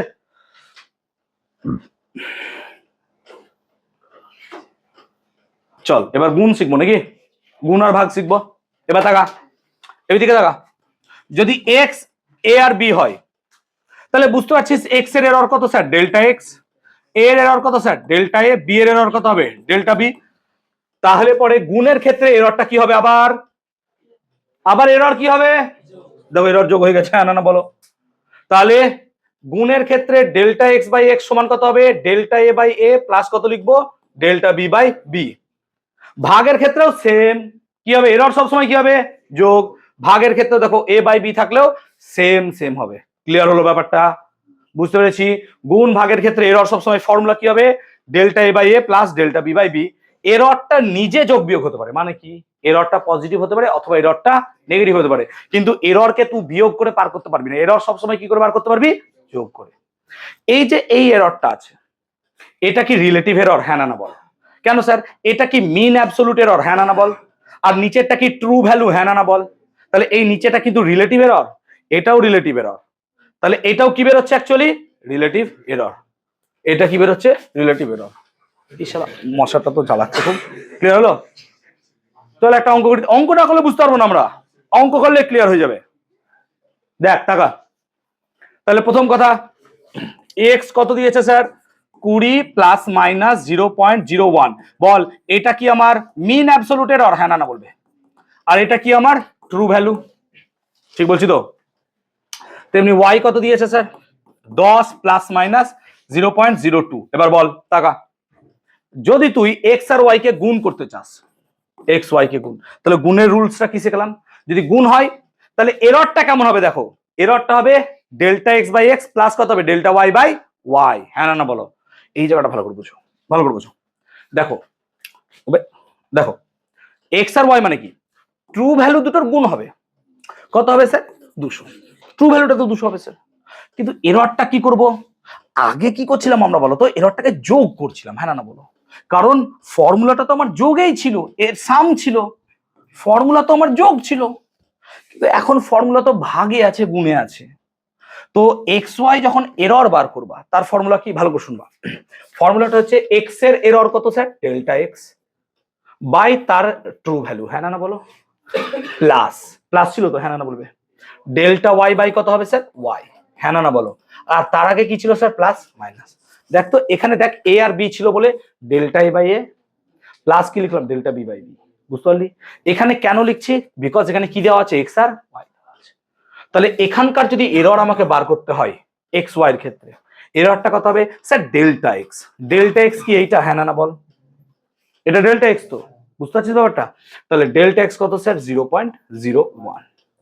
এক্স কত স্যার, এক্স এর ভ্যালুটা, ঠিক বলছি তো, ট্রু ভ্যালু, প্লাস কত স্যার, ডেল্টা ওয়াই কত স্যার, 0.02। বাই কত হবে স্যার, তার ট্রু ভ্যালু, তার ট্রু ভ্যালু কত স্যার। এইটা কি আমার এরর হলো, হ্যাঁ না বলো। এই দেখো এররটা দেখতে পাচ্ছ, এইটা হচ্ছে সেই এররটা, বুঝতে পারছো। এবার এই যে এটা বেরোলো, ভালো করে শুনবা, এটা যে বেরোলো, এটা কি বেরোলো স্যার, এটা বেরোলো ডেল্টা এক্স বাই এক্স। এটা কি রিলেটিভ এরর বেরোলো, হ্যাঁ না বলো। এটা কি রিলেটিভ এরর, কিন্তু আমি কখনো এই জায়গাটায় কি রিলেটিভ এরর লিখি না স্যার, এখানে কি লিখি, মিন অ্যাবসোলুট এরর, হ্যাঁ না বলবে, ভালো করে বোঝো। আমি এখানে সবসময় মিন অ্যাবসোলুট এরর লিখি, রিলেটিভ এরর লিখি না, কি লিখি, পার্সেন্টেজ এরর অথবা মিন অ্যাবসোলুট এরর। তাহলে আমার এখানে বেরিয়ে রেখেছে রিলেটিভ এরর। তাহলে যদি অ্যাবসোলুট এরর বার করতে চাই, তাহলে এক্সটাকে কি করতে হবে স্যার, গুণ করতে হবে, হ্যাঁ না বলো। এক্সটাকে কি করতে হবে স্যার, তাহলে তাহলে আমি এখানে যেটা পেলাম তার সাথে যদি আমাকে এক্সটা গুণ করতে হয়, এক্স মানে কি 20 আর 10 এর গুণফলটা, হ্যাঁ না বলো, 200। তাহলে এখানে কত গুণ করতে হবে স্যার, 200। বুঝতে পারলা? এই দেখো 200 গুণটা এই কারণে এসছে। বুঝতে পেরেছো কিনা বলবে আমাকে, কে বুঝেনি বলবে। আবার বুঝাবো, আবার বুঝাবো, আমাকে ডিজিটটা বলিস একটু, টাকা এ ধরলাম, হ্যাঁ কেন, আমার ফর্মুলাটা এ দিয়েই ছিল, হ্যাঁ না বলবি। এ কত, এক্স এর জায়গায় ধরলাম কত, 20 প্লাস মাইনাস 0.01, 20 প্লাস মাইনাস 0.01, হ্যাঁ না বলবি। আর বি কত, 10 প্লাস মাইনাস 0.02। আগে এরর বার কর, কি এরর বেরোবে, রিলেটিভ এরর, হ্যাঁ না বল। রিলেটিভ এরর কত বেরোবে, এ বি। এবার এটাকে বলছি আমরা এক্স সমান এ গুণিত বি, হ্যাঁ না না বল, দেখ তো ফর্মুলা বুঝ, ঠিক বলছি তো? তাহলে রিলেটিভ এরর কত বেরোবে স্যার? রিলেটিভ এরর মানে কি ডেল্টা এক্স বাই এক্স, হ্যাঁ না না বলবে, ঠিক বললাম কিনা? এটা মানে কত sir? Plus minus delta A by A plus কত স্যার? ডেল্টা বি বাই, এটাই কি বলেছি, হ্যাঁ না না বলবে। এবার তাকাও, আমাদেরকে ডেল্টা এক্স বাই এক্স তো বেরোলো সমান প্লাস মাইনাস ডেল্টা এ কত স্যার? 0.01, এ কত স্যার? 20 প্লাস ডেল্টা বি কত স্যার? 0.02, বি কত স্যার? 10। এটাই কি ক্লিয়ার? এবার এক্স মানে কি true value, car true value? A B গুণফলের। তাহলে এ বি গুণফলের ট্রু ভ্যালুটা কত স্যার? 20 10 এ 200। তার মানে এইটা কত হবে স্যার? ডেল্টা এক্স বাই 200 সমান প্লাস মাইনাস এইটা যা আছে তাই, হ্যাঁ না না বলবে। তাহলে কি আমি এখানে ডেল্টা এক্স সমান কত লিখতে পারবো স্যার? প্লাস মাইনাস 200 ইন্টু ওই ব্র্যাকেটের টার্মটা, হ্যাঁ না না বলবে। তাহলে এখন যদি আমাকে এই এক্স এর গুণফলটা বলে, তাহলে এক্স এর টোটাল ভ্যালুটা কত হবে স্যার? এ বি গুণফলটা কত? 200, হ্যাঁ না না বলো, প্লাস মাইনাস, হ্যাঁ না না বলো, এই ডেল্টা এক্সটা বসবে, হ্যাঁ না না বলো, কত বসবে স্যার? 200 গুণিত এই যে পুরো রাশিটা। এটাই কি করা আছে দেখো তো একবার, বুঝতে পেরেছো এবার? এবার বলো কি সমস্যা, বুঝতে পেরেছো এবার? দেখো এটার সাথে মেলাও তাহলে বুঝতে পারবা, দেখতে পাচ্ছ এবার? আমি ব্র্যাকেটের টার্মটা এখানে লিখিনি, এটাই আসবে তাই তো, পুরোটা ক্যালকুলেট করে। বুঝতে পেরেছো এবার? বলো বুঝতে পেরেছো? আচ্ছা বলো, ভাগের ক্ষেত্রেও কি সেম রুলস? দেখো ভাগের ক্ষেত্রেও কি ছিল? Same rules. তাকাও একবার, ভাগের ক্ষেত্রেও কি দেখো সেম রুল ছিল, হ্যাঁ না না বলো? তো ভাগের ক্ষেত্রে সেম রুল কি ছিল? শুধু এক্সটা চেঞ্জ হয়ে যাবে, হ্যাঁ না না বলো? এক্সটা যেমন এখানে কি হচ্ছিল 20 10 এ 200, এখানে 20/10 কত হবে বলো তো? 2। সেজন্য দেখো ট্রু ভ্যালুটা কত এসছে, বুঝতে পারছো ব্যাপারটা? যেহেতু ভাগ আছে বলে, কিন্তু এরর চেঞ্জ হয়নি, দেখো এরর যা ছিল তাই, হ্যাঁ না না বলবে? বুঝতে পেরেছো? তার মানে গুণ ভাগের ক্ষেত্রে এররটা কি থাকবে? সেম, ট্রু ভ্যালু গুলো কি হয়ে যায়? চেঞ্জ হয়ে যায়। বুঝতে পেরেছো ব্যাপারটা? কি বলবে? ক্লিয়ার হয়েছে? বুঝতে পেরেছো না পারোনি? আমাকে বলবে, একদম ক্লিয়ারলি বলো, বুঝতে পেরেছো?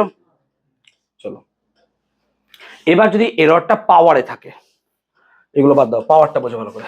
দেখো তাকাবে, ধর ধর ধর আমি তোকে কোনো একটা রাশি দিলাম, ধর আমি তোকে দিলাম যে এক্স একটা রাশি যেখানে এ কিউব বি স্কোয়ার দেওয়া আছে। এবার এর এরর তোকে বার করতে হবে। এখন এরর বার করতে গেলে দেখ, এর মাথায় কিউব আছে, এর মাথায় কিউব আছে মানে বলতো এ কে তোকে কবার মাপতে হয়েছে স্যার? 3 বার। তাহলে তার এররও কবার হবে স্যার? 3 বার। সেই জন্য যখনই আমি এক্স এর এরর বার করব, এটা কি রিলেটিভ এরর, হ্যাঁ না না বলবে? এটা কি তার মিন ভ্যালু, এটা কি ট্রু ভ্যালু, হ্যাঁ না না বল? দেখ শিখিয়ে পাগল হয়ে যাচ্ছে আমি, এটাই তো সমান।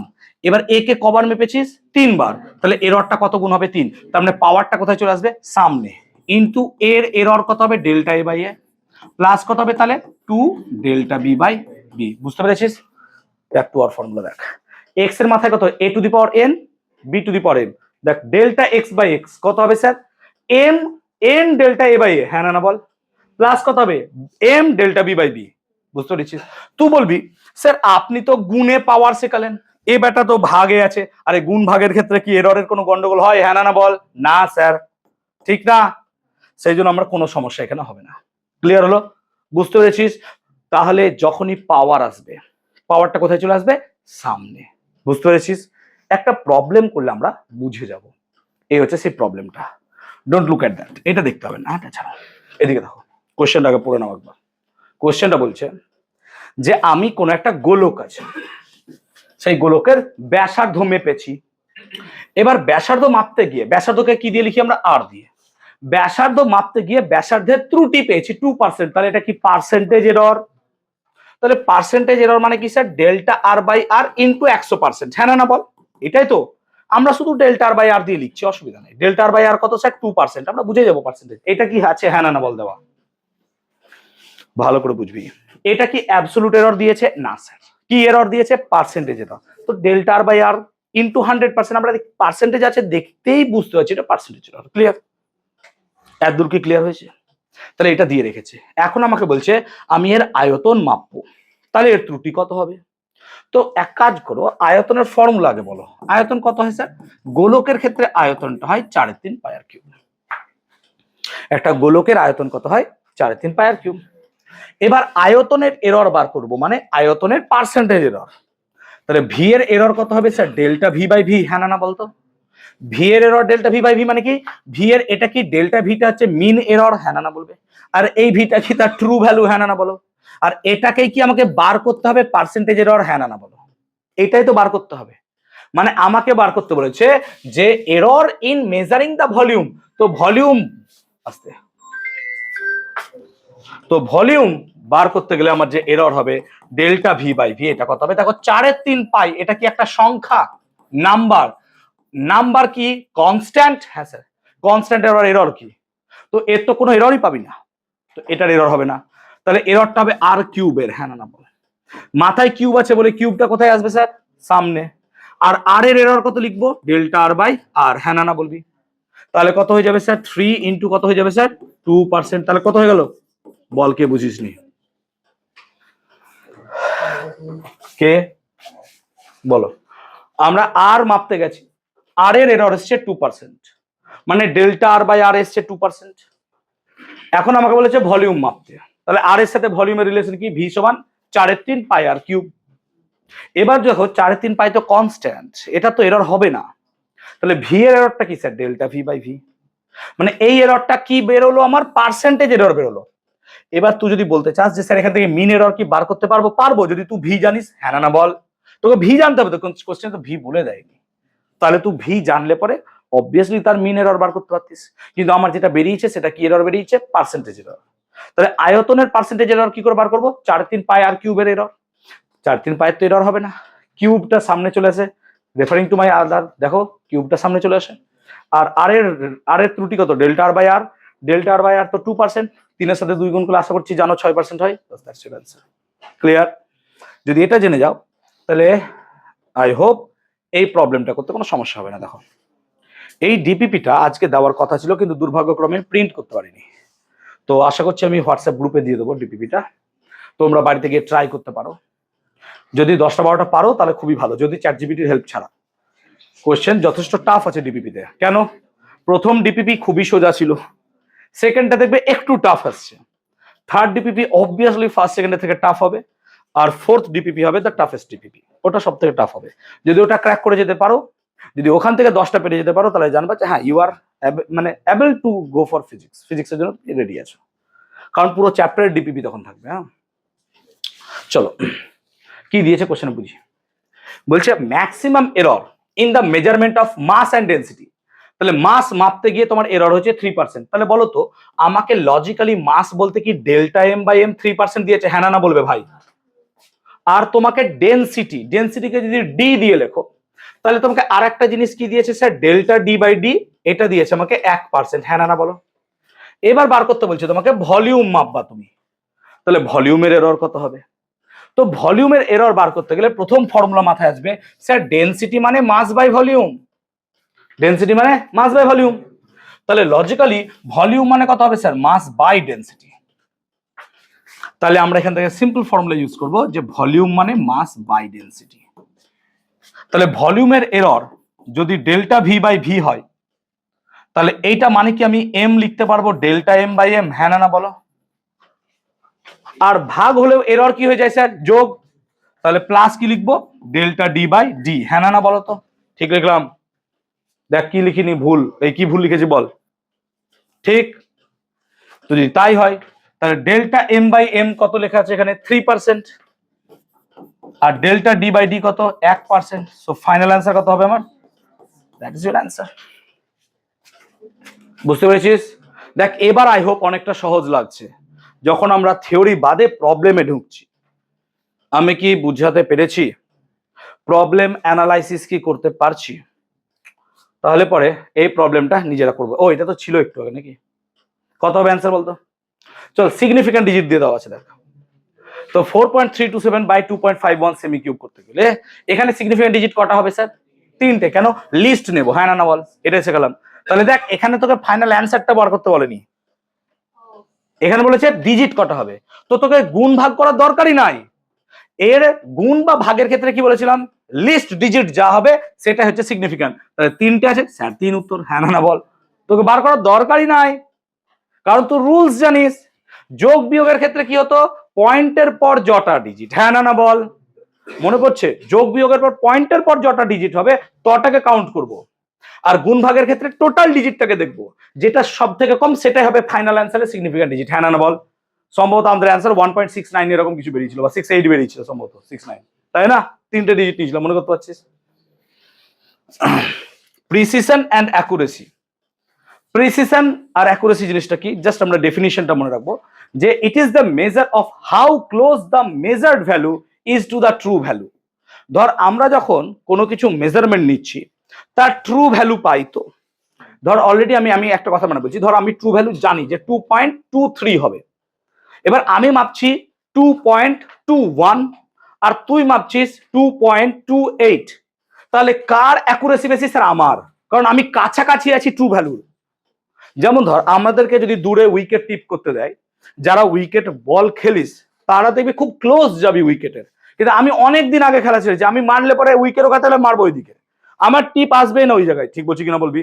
তাহলে আমার অ্যাকুরেসি কি হবে? অনেক কম। তোদের অ্যাকুরেসি অনেক বেশি হবে, কিন্তু একটা কোয়েশ্চেন দেখে তার উত্তর বার করার জন্য আমার অ্যাকুরেসি অনেক বেশি হবে, তোদের অ্যাকুরেসি অনেক কম হবে, কারণ তোরা ওই জায়গায় আসিস নি এখনো। তোরা যেদিন চলে আসবি তোদের অ্যাকুরেসি অনেক তাড়াতাড়ি চলে আসবে। বুঝতে পেরেছি ব্যাপারটা? সবসময় তোদেরকে তো জিততে দেবো না ভাই, কোনো জায়গায় তো আমিও জিতবো নাকি? উইকেটে তোরা টিপ কর, আমি অঙ্ক সলিউশন করি চালাই। প্রিসিশন জিনিসটা কি ভালো করে দেখবো একটু। It is the degree of closeness of two or more measurements to each other. মানে কি, আমরা যখন কোনো একটা জায়গায় একাধিক মেজারমেন্ট নেব তখন সেই জায়গাটায় কত কাছাকাছি দুটো ভ্যালুকে আনতে পারবো তার দ্বারা তার প্রিসিশনকে বোঝানো যায়।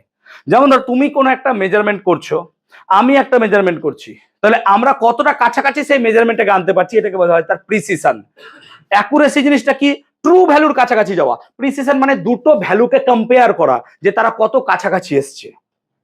তাহলে প্রিসিশন আর অ্যাকুরেসির মধ্যে মূল ডিফারেন্সটা কি, অ্যাকুরেসি সবসময় ট্রু ভ্যালুর কাছে যাবে, যে আমার ট্রু ভ্যালু 2.23, তুমি 2.23 যত ক্লোজ আসবা তোমার অ্যাকুরেসি তত বেশি। কিন্তু প্রিসিশন কি, যখন আমরা দুটো বা তিনটে ভ্যালু নিয়ে মাপবো তার ক্লোজনেসটা মাপবো, যে কত কাছাকাছি তারা এসছে, যেগুলো কাছাকাছি এসছে সেই প্রিসিশনটাকে আমরা চয়েস করতে পারি। ক্লিয়ার? এখান থেকে আগে কোশ্চেন আসতো, এখন আর কোশ্চেন আসবে না প্রিসিশন অ্যাকুরেসি থেকে। তো আজকের ক্লাস এত দূরই থাকবে আপনাদের।